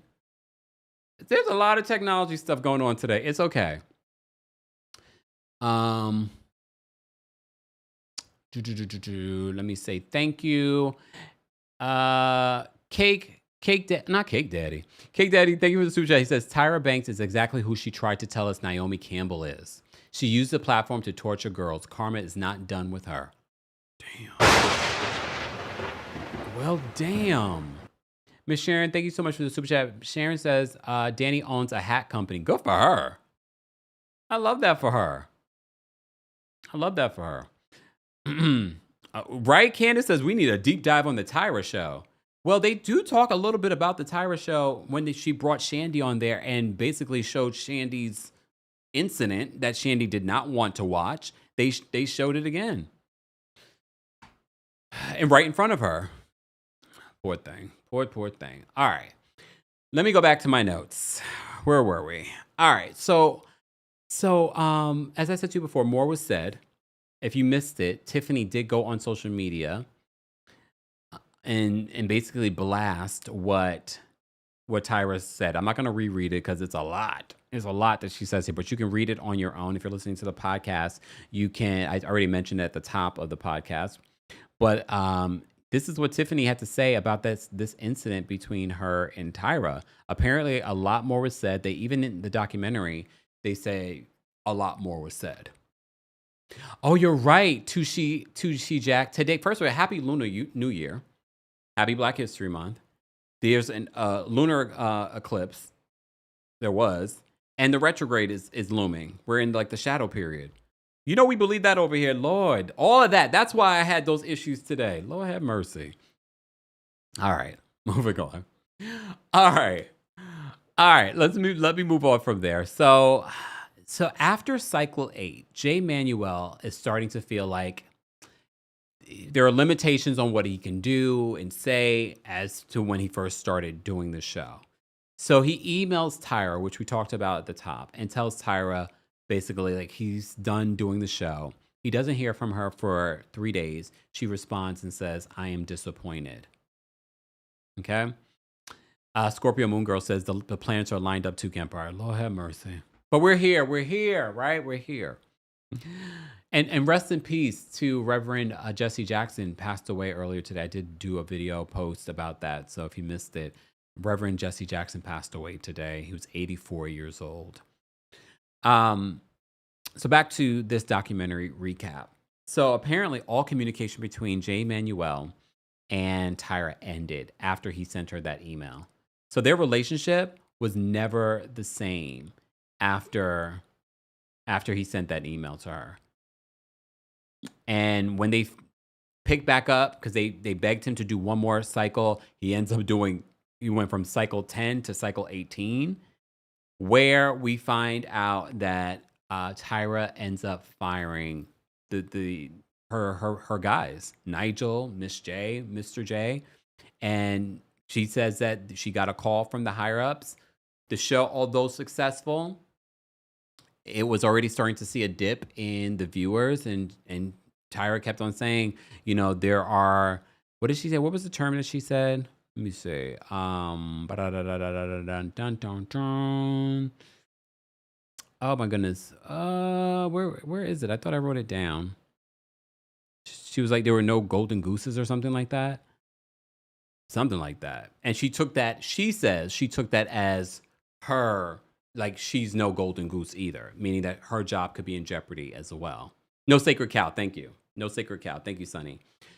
So they talk about that in episode 3 of this documentary. But before we get to that, Jay says that all communication stopped between them. They basically faked it for cameras, but she was faking it. He was willing to have the conversation and be friends with her, but she was completely cold to him. And so the cameras were on, and that's when and look, okay, let me play devil's advocate. Okay, let me play Tyra's advocate. Okay, let me play Tyra's advocate for a second. She probably was hurt. We started this together. How could you leave me? And that was her reaction. But you continue that until the demise of your relationship. You don't eventually get over it and be like, you know what? I was hurt. I would love to have a conversation with you. I don't know. I'm like, what's going on? Scorpio Moon says Sag behavior. Is Tyra a Sagittarius? Wow. Okay. All right. BKE says, y'all want some Chinese food? I'm about to go get some fried rice and wings. He's taking orders, y'all. Look, he's taking orders. I don't think I want Chinese food tonight, though. I just had some stewed chicken with rice and veggies. There's no way I could do this live without eating a little something. All right. So the aftermath of America's Next Top Model, the way I label it in regards to episode 3, the photo shoots started to become even more bigger, and the themes were over-themed. And because of that, Kina talked about bringing those photos to modeling agencies, and they're like, you have too much makeup on here. They're too over-themed, okay? Reality TV stars weren't taken seriously in the modeling industry. Tyra says that although reality TV stars were not taken seriously. She's saying that the girls that started the show, she feels like they opened the door for the models that we see today, like Isis as the first trans model, Winnie Harlow, and they show Winnie Harlow's big following. And yes, Winnie Harlow is a big model with multiple brands and things like that now. Okay, so Danny talks about how she signed her deal. She won, America's Next Top Model. She moved to New York, but they weren't booking her. She found out from her friend Chanel Aman, who was also at the agency, also living in the model's apartment. And she found out from her, like, yeah, they don't want to book you because they're saying that you're different. You're a reality TV star. So they treat you differently. So that's why they're not booking you. So Tyra admitted, apparently, to Danny 15 years after this, that she knew that there were certain doors that Danny would not be able to get into because of Top Model, because of her being on a reality TV show. You know what I mean? So the other thing, too, that we have to keep in mind, too, there is a change in regards to who was over the show at UPN. So UPN had, I think her name was Dawn. She was the head of UPN. And then there's this new guy that comes in. And Tyra says when this new guy comes in, he then says they have to trim the fat. There's no sacred cows. Okay? And this is where she has to fire her friends, the people that helped her at the beginning of the show, Nigel, Miss J, Mr. J. Okay? So this is where she's had to let them go. So she calls them up and lets them know that she's going to have to let them go. Okay? However, the news gets leaked. The news gets leaked that they've been fired. But Jay Manuel says that is so unusual for a show that it's a competition show. The information about what's happening during the show is so under wraps. So they're under the impression that someone, I don't think it was Tyra though.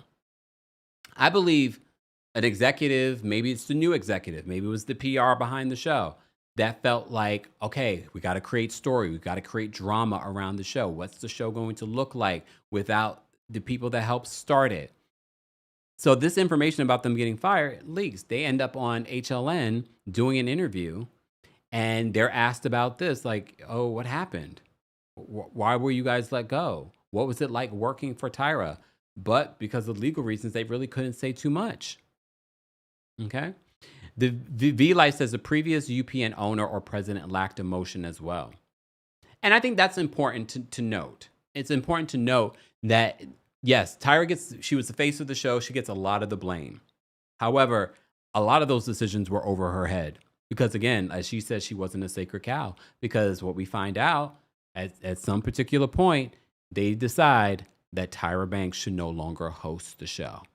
And that's when they bring in Rita Ora. Here's the thing, and I've said this before, we need to normalize ending things when they're at the top. But I think what happens is that people become greedy. They become entranced in the attention, in the fame, in the money, in the opportunities. And I get it. But sometimes you need to just be like, you know what? We did that. We don't need to do another season. Let's end it on top. And they didn't. And you saw the change to the point where I told you, I checked out of that show. I don't even remember.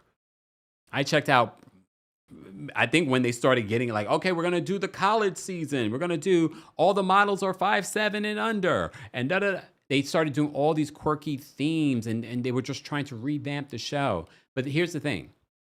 Although I believe that's what you should do when you've hit a point, when you've hit your pinnacle, when you start to plateau, the powers that be that really own the show, let's be honest, Tyra doesn't own the show. I don't know if she owns it now, but the powers that be at the time, UPN, they own this show.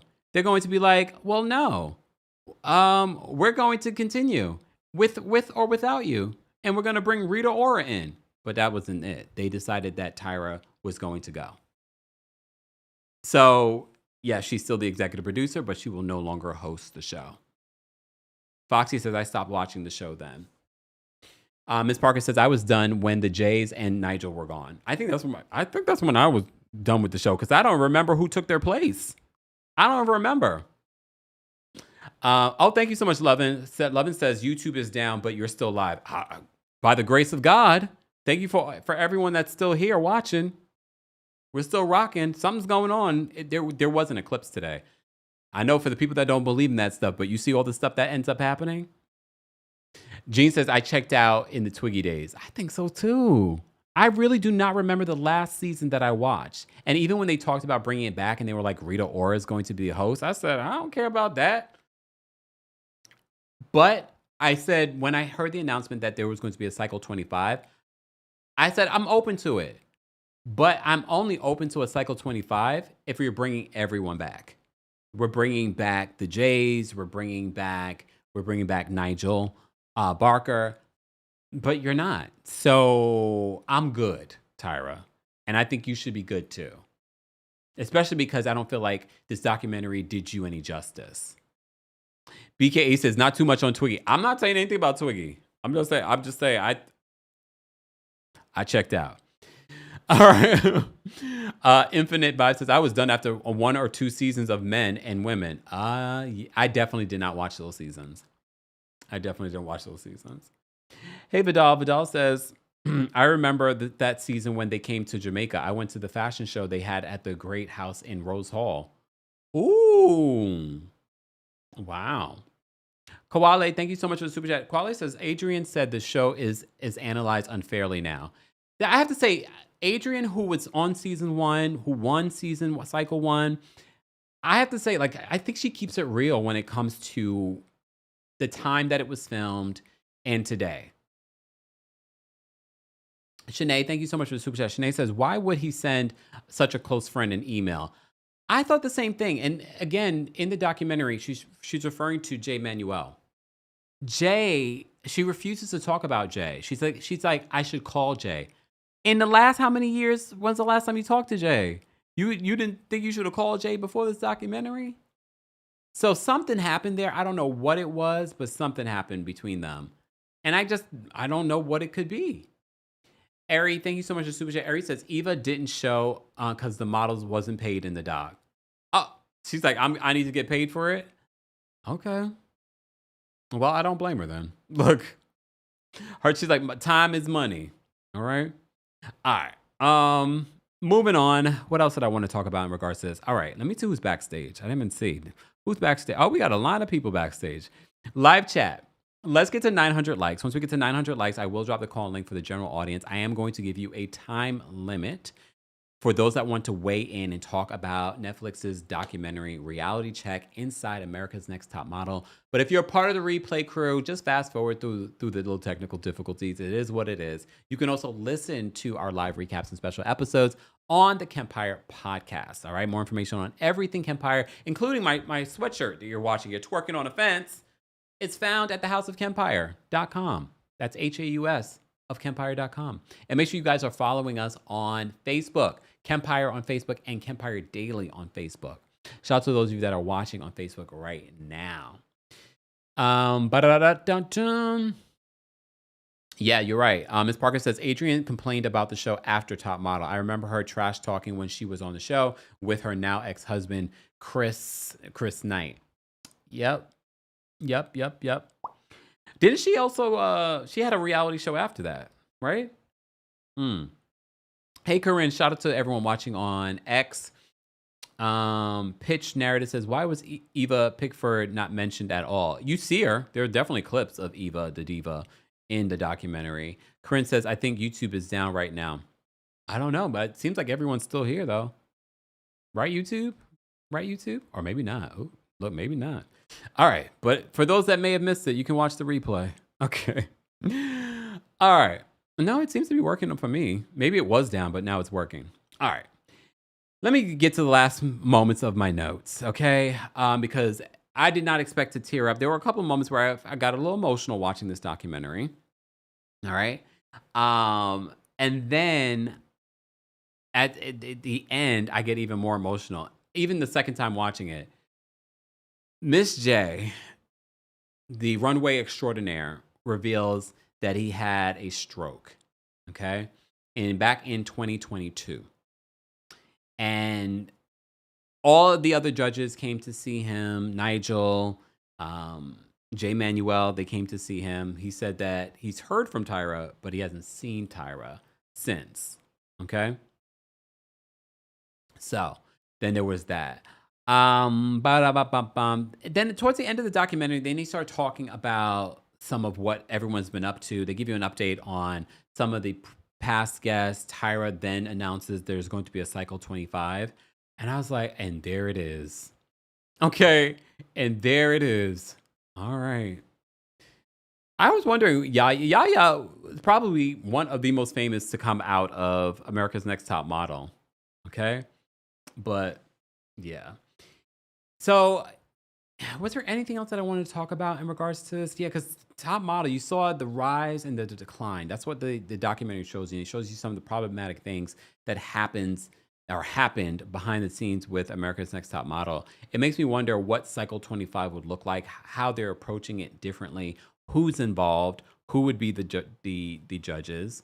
Did you guys see Kimora Lee Simmons in the from the old footage? I forgot that she was on it because her and Tyra were friends. I don't know if I'm assuming they're still friends. But yeah. Wait, where's oh, so we talked about the firing and things like that. Yeah, I mean, we could talk more about it from the callers, but that's all I have in regards to what I wanted to say about the documentary. It's a 3-hour documentary. It's 3 episodes. If you haven't watched it, you can watch it. Yes, Tyra's now living in Australia. For those that didn't know, she's launched her hot ice cream. So, yeah. ES says, nope, no 25. I don't think she learned anything. I didn't feel like after watching it that I'm like, oh, Tyra has learned something. No, I kind of look now at Tyra. I came into the documentary wanting to give Tyra grace, and I came out of the documentary like, she doesn't deserve it. No. Not that she doesn't deserve it, because I do feel like there are other people, Ken Mock, the executives, the Les Moonves, there are other people that need to be held just as accountable. You know what I mean? You're right. Yes, Storm. Hey, Storm. Storm says Kimora was on season 1 judge, and the finale runway was a baby fat show. Almost completely forgot about that. Kendra says Yaya was on Chicago Med. I watched her every Wednesday. She's been on a few things. She's definitely been on a few things. Did she play Whitney Houston too in a Lifetime movie? Okay. Let's get to our callers. Keep in mind, the opinions of the callers do not represent the opinions of myself, the KEMPIRE LLC, or our sponsors. Everything that they say is alleged and of their own opinion, and they agree to abide by the timer, okay? Please respect the timer. Did I drop the call link for the general audience? I don't think I did. Let me do that now. General audience, I just dropped the call link for you guys, okay? All right, well, let's bring up El My Bell. El My Bell, what did you want to share? Yay! I called yesterday. Hi, KEMPIRE chat mods. So I had to mark off things because you were hitting all the things I want to talk about. But Adrienne, she was on The Surreal Life. That was the other show that she did. Yes, thank you. I couldn't remember. Adrienne, you're talking Adrienne Curry. Yes. And so I agree with everything you've pretty much said. And I just wanted to add, I will at least say we have some names coming out of America's Next Top Model, because I will tell you, I have watched The Voice for years and I still can't name anybody who's gone on to do anything really big or great. So but American Idol, you can. Right. So at least she has that going for the show. And then I would say, yeah, they could probably do a documentary on her talk show, because there was a lot of crazy things. Remember when she had Janet Jackson on there and she said, I want to recreate the If video, and she made Janet get down and play the guy and she was pushing her head around? It was crazy. But those were the days of that show. It was really strange what she was doing. So yeah, and I just want to say she had her ice cream shop here in the DMV, the DC area. It closed. It was called Smiles and Dream, and she's being sued for that because they left out of the 10-year lease. Yes. I saw that. Thanks, Al, for calling in. All right. Have a good night. You too. All right. Let's bring up Squirtle. Squirtle, thank you so much for all the super chats. Hi. How are you? I'm good. Thank you. You had stew chicken. I had curry chicken today. So. Sorry. Yeah, Korean brothers over here. So for me, I think I love Top Models. That was one of my favorite shows back in the day. But as much criticism we give the show, I will say that one thing I did get out of the show is it allowed us to have conversations about these sensitive topics, even back then, about weight, about gender, about sexuality, about skincare, about skin color, all those kind of things. And you have to give Tyra some kind of credit for that in the show a little bit, because I don't think we would be having these conversations about height and stuff. So that's one thing I do give her an ounce of credit for. Yeah. Personally, I feel like Tyra did this. If you ever noticed that her career is kind of in a decline, she's been just kind of running around doing different things. She was on Dancing with the Stars, that didn't work out. She did the ice cream. It's hot, it's cold, it's all over the place. She's doing everything. I think she's trying to capitalize this as a way to kind of get a comeback. And I just don't. I mean, I'll watch it because I'm a degenerate like that, but still, well, have a good night. Thanks, Squirtle. Take care. Not a degenerate. All right. Yeah, guys, we heard that YouTube was down, but apparently it's not down for everyone. But if you're watching the replay and it went down in the middle, hey, sorry. I have no control. And y'all thought it was just me. I don't know. It's just the eclipse. The eclipse. But happy Lunar New Year. Okay. Demi's backstage. We're going to bring Demi up next. Demi, what did you want to share? Hey, good evening. Hey. This was our show in high school. We watched this show, I think, I don't know, Thursdays, Friday nights, I can't remember what night it came on. Yeah. But this was our show. And one thing I want to say about this is we had no other glimpse of what modeling was. So whatever Tyra and then the Jays and all them showed on the show was Bible. Because we had no other way of knowing what was going on that wasn't our world. And it's also inspired a lot of us to show more creativity within ourselves. So me and my friends were taking like full-on editorial photo shoots. Like, get me like this. Like, I'll hang this way and I'll do this. But it's interesting because it's very similar to the style of like making the band, the way they definitely mentioned that on the show. Kevin But that was Mock. interesting. Showing like this is what it's gonna take to do this. But like for me now as an adult, of course I see this show as extremely problematic. Of course I do.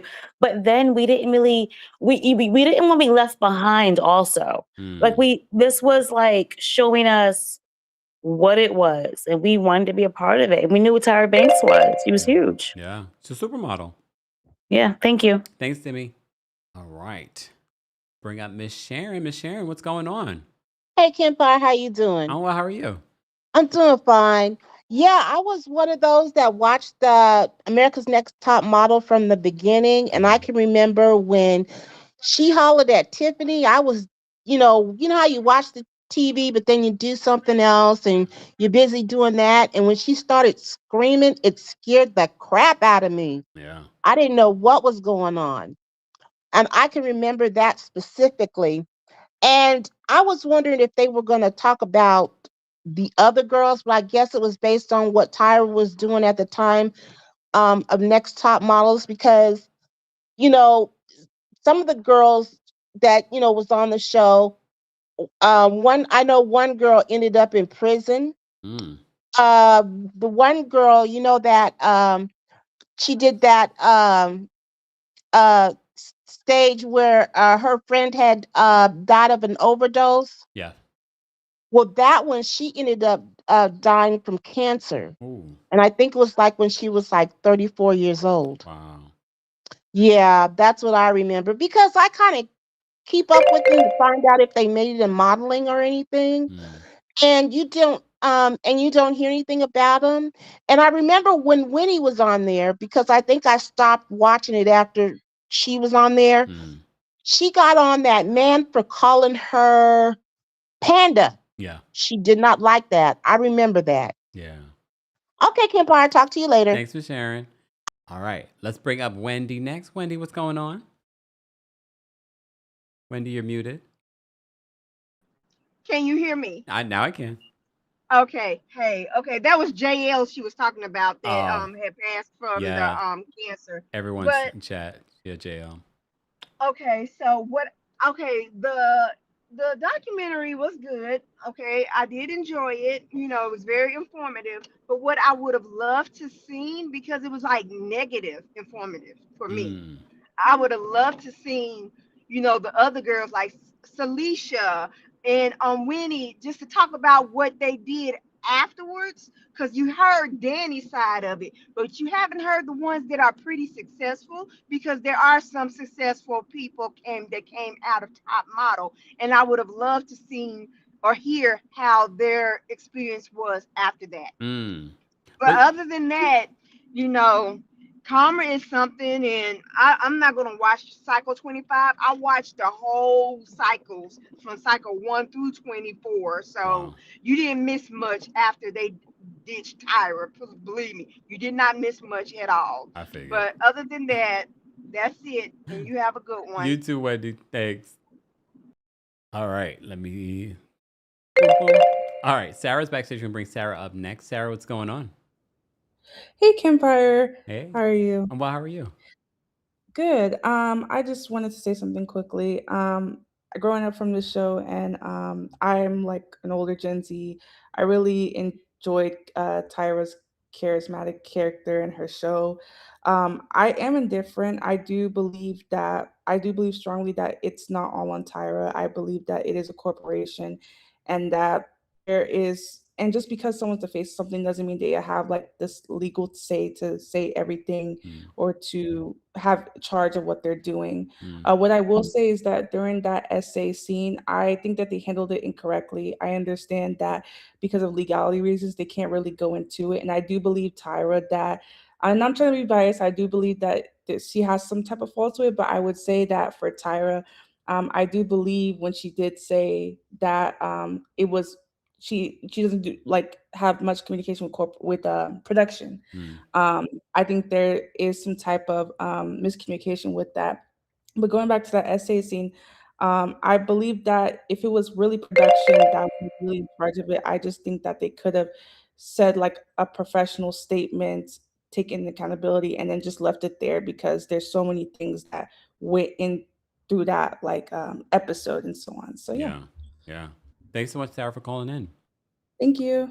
One of the things I wanted to mention in regards to the documentary and Wendy saying that she would like to see a little bit more, she would have liked to see more positives, especially after watching and being unofficially a part of the Mary Cosby documentary. And we saw some of the things that they did in that Mary Cosby documentary.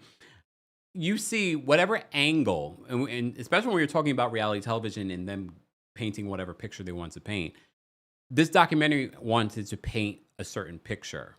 So I'm sure there was some positives, but that's where we as an audience that's learning more and more about what's happening behind the scenes and what we're watching, and being a little bit more like, well, is that really what happened? And just being a little bit more in tune and being more intuitive to what we're watching. That, yeah, there are some positives. Tyra holds some blame. She's not the only one, hence why we pointed out some of the people that we needed to name. Ken Mok, the Les Moonves of it all, the Dawn that was in the documentary that was the head of UPN, and then the new guy that took over after she left. All right. De La Shay's backstage. De La Shay, what did you want to share? De La Shay. Oh, hey, boo. Hey. Yeah, I'm here. I'm so sorry. Yeah, I wanted to say that I guess like for me, it last night was I watched it last night and it was less of a testament of her remorse Mm. and more of a testament of her grief. Like the fact that it Mm. culminated in her testifying of like, oh, but wait till cycle 25, because there's no reason that they should have been able to start and finish this in 3 episodes. Like this was easily a 10-part series, Oh. right? And I just feel like she noticed the lack, or she noticed the abundance of criticism that she was receiving, and just said, okay, I'm going to do what I have to do to shut it down, take some kind of accountability, but just off of the surface. Also, in regards to your indifference or your commentary about Kenya, I will say I immediately flashed back to the controversy of her with that young kid. And I thought the same thing. I'm like, it is a little weird. And a little bit of tea on that is I almost signed up for her pose class. And so she had reached out to me via IG. I think I like might have commented, and then she DM'd me. In her the face in her DMing me, obviously I was excited, right? Because I'm like, okay, period. Like, I have body yada yada. I'm from around the way. So I thought that was cool that she was the one to initiate that. In my excitement, because I sent the voice note, as you can tell, I'm a professional yapper. In my excitement, she's like, well, I would just advise you to be professional. Like, I understand you're excited, but in the industry XYZ, and then for it to turn around months later that she couldn't adopt to her same philosophy of being professional with a young person in the street, I just thought that was kicks and giggles and kicks for days. But anyway, have a good night, y'all. Thanks, Taylor Shay. Ooh, not the tea. Not the tea. All right, let me bring up Melissa. Melissa, are you there? Oh my gosh, Kempire, can you hear me? Yes. This is my first time calling in. Thank you for So calling I'm in. kind of like you don't understand how much I had such a long day, and I was like, I gotta turn to Kempire before I go bananas. So thank you Oh, for having this, Kempire. oh, thank you. But I'm kind of like you. I originally thought that you know what, it's a show about modeling. The whole thing with Danny and the Gap. At first, I was like, it is what it is. It's the modeling industry. It's not America's next best friend. It's America's next top model, and that's what the industry is, and that's what Tyra is giving a show about. But then I watch it, and you cannot. I see the thing with Shandi, and I'm like, that is just nasty work. That is just devil's work.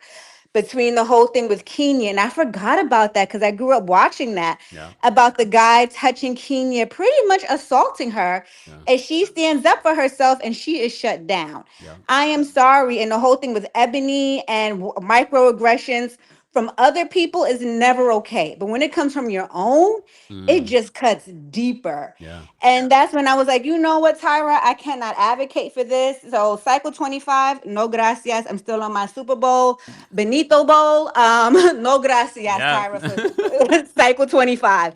And I just want to say thank you, Kempire, and I can't wait to see you in New York. Yay. Thanks, Melissa. See you on March 13th. All right. Yes. That perfect segue to let you guys remind you again. Go get your tickets. We're not sold out yet. In-person tickets are available for our live show here in New York City. We might have to talk about Tyra. We'll stay tuned. March 13th at the Green Room 42. But if you can't make it, there is a live stream option. Ticket information will be available in the description. Let me move on to Elise. Elise, what did you want to share? Hey, Hey, Kempire. how are you? I'm well. So I just wanted to say, first of all, your winter glow is popping. I might have to get me some of that butter skin. Yes. I mean, Go to my so TikTok shop. That's the only way you can get it now. ooh, okay. So I feel like Tyra wanted to change the face of the modeling industry, mainly for her benefit, but that's just me. And I Mm, said, mm, it's one thing to be in the moment, um, and you don't see how you're acting then, but to look back 20 something years later and you just have this lack of empathy, compassion, or remorse, yeah. I can't give you grace there. I can give you grace for back then, but I just can't relate to somebody for that amount of time. I don't know, maybe I'm just different. And I'm like, she just sat up there looking real smug. And I feel like with the Tiffany situation, Tyra was trying to provoke her Mm, to make her story seem like, oh, this girl was here last season fighting, and she's not grown, and she's still this little ghetto girl from the hood fighting mm, and popping off. I think Tyra really wanted to bring that out of her, but mm. Tiffany sat there and paid it dust. Wow. I didn't she even think really about she that. really didn't react. But so yeah, and Wow. yeah, I just think that she wanted to control the narrative, even with that Shandy sit down with the documentary, everything. But anyways, Mm. that's all for tonight. I'll pass on cycle 25. Ooh. Thanks. Thanks, Elise. All right. Yes, guys, if you are in the live chat, let me know. Is it a yes or a no to cycle 25 of America's Next Top Model? Let me know in the chat. And if you're part of the replay crew, let me know your thoughts on that as well. Let me bring up Kyle next. Kyle, what's going on? Hey, Kempire. Hey, how are you? I say this as a former fashion model from New York. The show Mm, was very unrealistic from my perspective, mm, but it's a reality show, so they have to do a lot of dramatics and a lot of stuff like that. And I feel two ways about it. I feel like I think Tyra's a little chemically unbalanced. Like she, at times, she goes in and she would focus too much on their personalities versus their pictures. mm, And then another part of it is, let's be realistic. A lot of these girls wouldn't have a platform if it wasn't for the show because there's so much competition in New York and in Paris and London.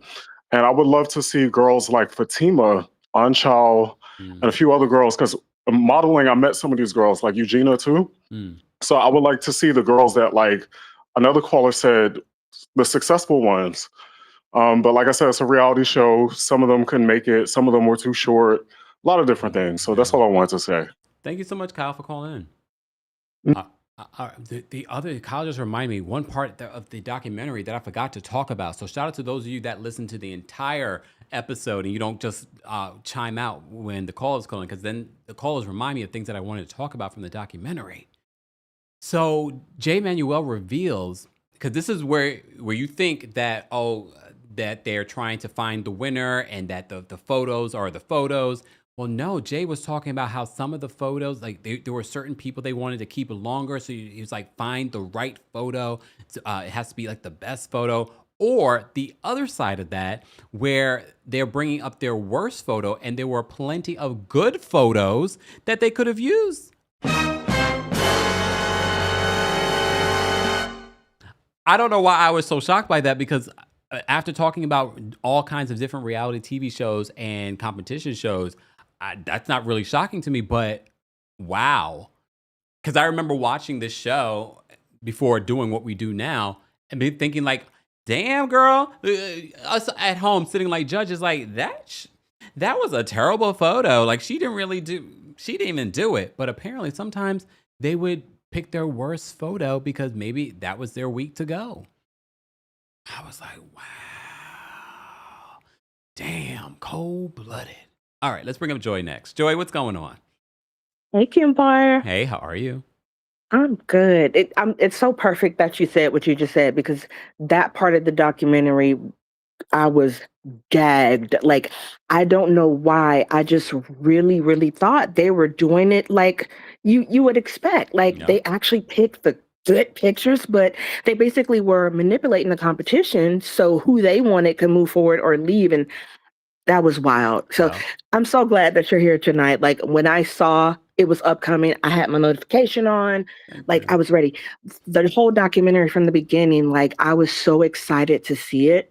Yeah. And I just expected to get my life. And, I'm one of those people that always has, high hopes for people. I just assumed that Tyra would use this opportunity to, show some accountability, show some remorse, show something. And I didn't see it. And then when she plugged the Cycle 25, I was like, child, listen.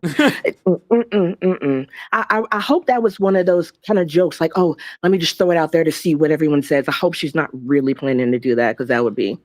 Yeah. But that's it. Thank you, Joy. Take care. Yeah, I don't know. I don't think so, because usually, and this is very much like we were talking about when we talk about Real Housewives and Stacey talking about her Candace's line, why she didn't talk about it last season, and she's talking about it now. I don't think Tyra, if something really wasn't in the works, would talk about a Cycle 25 if it wasn't really like signed, sealed, and delivered. So yeah, y'all gonna get a Cycle 25. Don't mean we're gonna watch it. Hey, Angel, what's going on? Hey, KEMPIRE. Hey. So I'm not gonna touch on anything specifically because it was all kind of bad in retrospect as an adult. Yeah. Seeing that, okay, we can say we're not gonna blame Tyra too much. She was just the face, and yes, there were other people involved. So yes, we should be blaming executives, and we should be blaming casting, and we should be blaming the psychologists who preyed upon these girls who were young enough, whose frontal cortexes weren't even developed yet, who just wanted to find their way out of poverty. So yes, but yes, a lot of them did get platforms and we wouldn't know who they are. So there are positives with the negatives. But with that said, when I heard Tyra say season or Cycle 25, I lost my matcha because she is delusional. Like, play Drew Delulu. Tyra, you're toxic. You created a toxic work environment. Barely any of the girls had anything good to say about you. And now I see why you go through jobs so quickly and they're not jobs that you create for yourself. So no wonder she didn't make it on Dancing with the Stars, besides the fact that nobody's watching it anymore. And of course, she didn't make it on America's Got Talent because Tyra is the problem. So look in the mirror and change some things before you think about making another cycle. Thanks, Angel. I have to say, now I'm starting to believe the rumors about her being tough behind the scenes of those shows that she was a part of. So now I'm starting to think like, oh, maybe those things were true. All right, Vidal's backstage. We're going to bring Vidal up next. Vidal, what's going on? Hi, can you hear me? Yes. Oh, perfect. I'm driving, that's why. But so she did cycle 3 and cycle 19 in Jamaica. On 2012, she did it in Jamaica, and my best friend, who's a fashion designer, was a seamstress on the show. And she said, like, Tyra was really, really nice. She came around. She, like, everyone from Jamaica that helped with the show production and stuff. She came around. She took pictures with them, and she was very sweet. I remember being at the fashion show, and of course, it's kind of like a tense environment and stuff, but everything was just off. But I can't say much for her personality because I didn't get a chance to meet her, unfortunately. But I heard she was very nice. Okay. And for me, as a former model, I felt that the show was more so gimmicky rather than a realistic depiction of what you're going through. And I feel like with this show, I thought she would be more of taking accountability, Yeah. but it was more of her trying to justify something, and it just cements how I initially feel about her, that she's just a mean girl. And I know she's not the only person, like other people play a part in it, Yeah. but it didn't change from my perception of her at all. And she has her part. Absolutely. Thanks, Vidal, for calling in. No problem. Bye. Peace. Bye. Let me see. Thank you, guys. We're almost at 1,000 likes. So be sure to like the video. It's an easy, free way of supporting not just my channel, but other channels as well. Miss V, thank you so much for the super chat. Miss V says, on a lighter note, I wish they told us who took Bree's granola bar. You right. Oh my gosh. I was for a second, I was like, what? Joyce, thank you so much for the super chat. Joyce says, I never cared for Tyra Banks before or after Next Top Model, but I love your take, KEMPIRE. See you on the 13th. Joyce, I'll see you on the 13th. Thank you so much for the super chat and for being a member as well. Well, look, I try to be fair because I want to hear other people's side. Elder Millennial says, documentaries are not unbiased, which I literally just said not too long ago. Y'all not going to have me hate Tyra during Black History Month. The show was awful, but but it was bigger than Tyra. I hate that she's bearing the brunt of the backlash. Elder Millennial, I hope you've been here for the entire recap because we have been saying both of that. Both things can be true at the same time. But yeah, justice for the granola bars. Now I want a granola bar. I think it's just time for me to eat again. Just saying. All right, let me bring up, because we're going to take these last couple of callers. Jasmine's backstage. We're going to bring Jasmine up next. Jasmine, what's going on? Hey, KEMPIRE. Hey. Hope you're well. Yes. Yeah, I just wanted to say, while watching the documentary, I co-sign everything you said and a lot of the callers said. First of all, I don't think I realized what I was watching when with Shandi, with a lot of the things that were going on, because I was like their age. Yeah. So a lot of the stuff that was happening, I know you were saying we didn't have the language for it and all that stuff, but also I know for me, I was like their age. So I didn't know really what I was looking at. Looking at it now, some of these things, yeah, I'm like, wow. And I'm sure Shandi, people now looking back will probably look back at something that they went through in college and they're like, oh my God, that was SA. exactly. Exactly. And because it was so normalized and just, kind of brushed under the rug, Yeah. we didn't think about it. But I also wanted to say, in terms of just the perception of the show and everything, and how a lot of this got resurfaced during 2020 with TikTok and everything, I found it funny because I was while I was watching it, I saw a TikToker on the show, and she was blasting them for going on body shaming. And I'm like, I know that's not the same girl who was just blasting and body shaming a reality TV contestant last summer on the show. So I just find the hypocrisy of some of these people very very rich. And I would just say, check how you show up online and how you talk about people, because are you dragging people and downing people, both men and women, no matter what their body looks like, whatever it is, how they talk, whatever? Are you dragging them like Janice Dickerson? Are you dragging them like Tyra? Are you dragging them like these judges? Because I feel like personally, a lot of these reality shows nowadays, it's not the judges doing the harm. It's the audiences. Jasmine. And just seeing her reminded me of that, and that's all I wanted to say. Have a good night. I'm glad you did. Thank you so much, Jasmine. Yeah, some of the and this is not at any particular person that they featured, but the flashing of people that aren't millennials that were watching Tyra in real time on this show, people watching it in their 2025, 2026 perspectives. I was sort of like, I get what you were saying watching it now, but at the same time, I was like, but we've talked about that. But anyway, let's bring up Chrissy. Chrissy, what's going on? Hey, KEMPIRE, can you hear me? Yes, can you hear me? Okay, I can hear you. So, two things can be true at one time. You know, Tyra is an icon, but she's also a narcissist. Ooh. Okay. And I'm not surprised that she no longer has a good relationship with the other cast members. I love Tyra.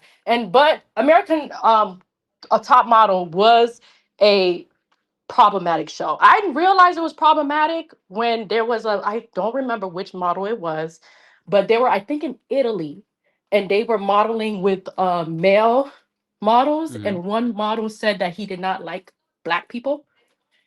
And I don't know if they talked about it in the documentary, No, but they didn't.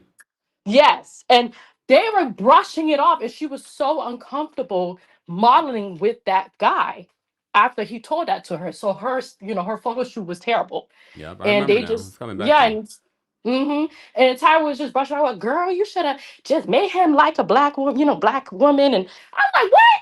And I was in elementary school and I knew like that was some BS. Okay.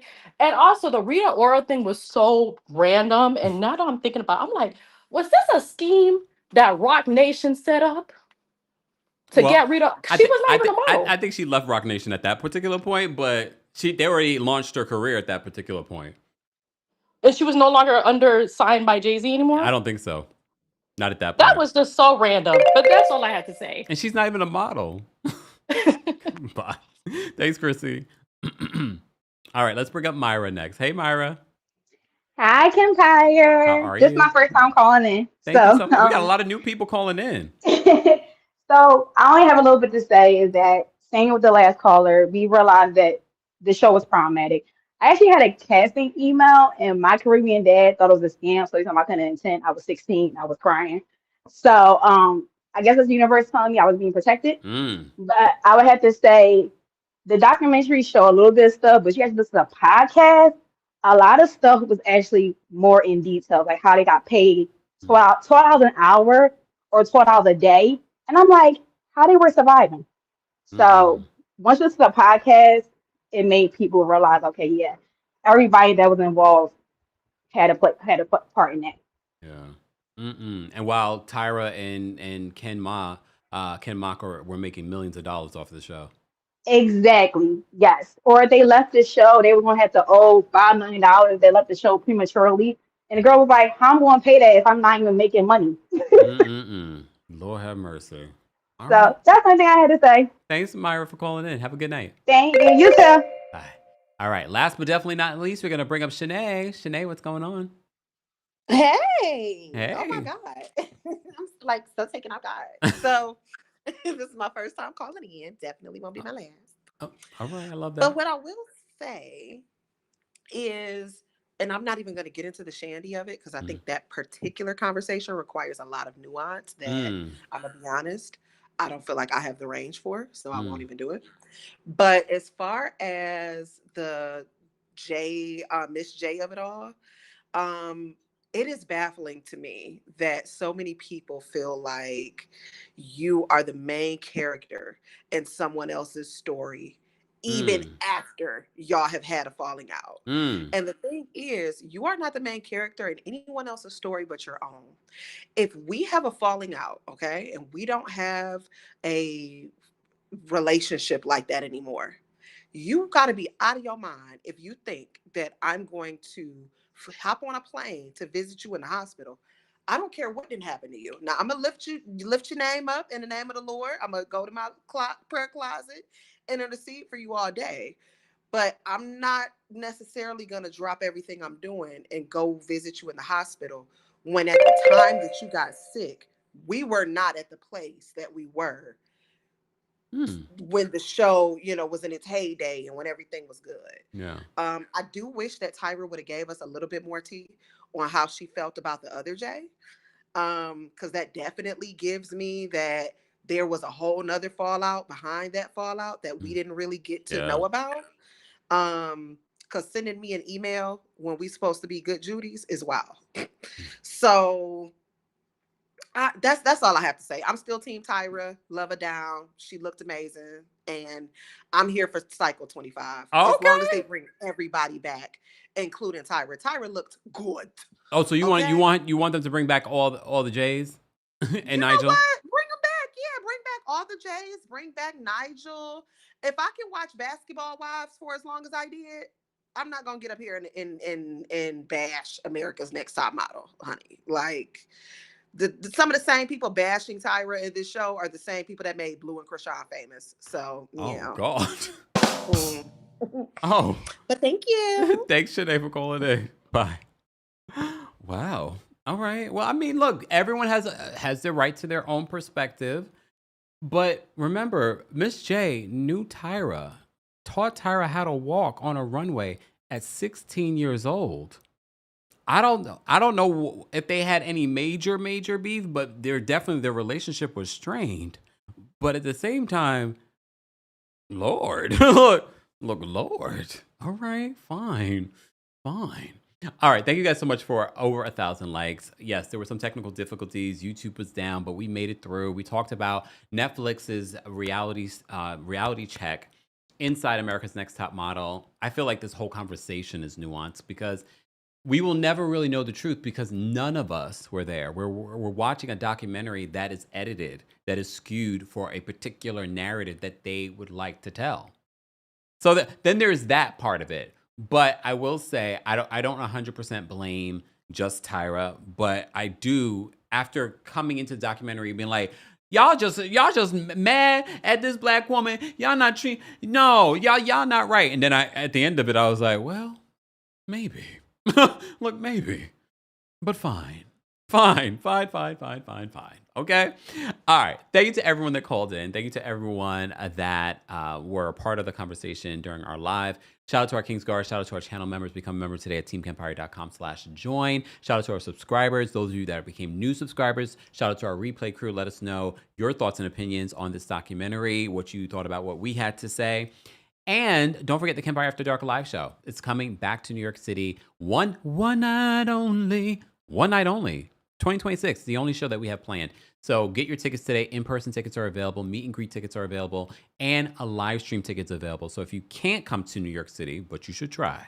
If you can't come to New York City, get your tickets for the live stream. And you'll be able to keep that for 1 week after. Because maybe you can't make it that night. All right.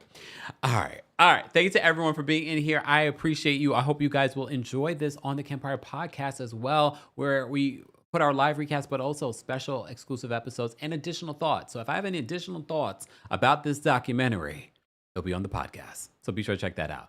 Thank you all for being here. I'll see you all in the next one. Bye, y'all. Here we go now.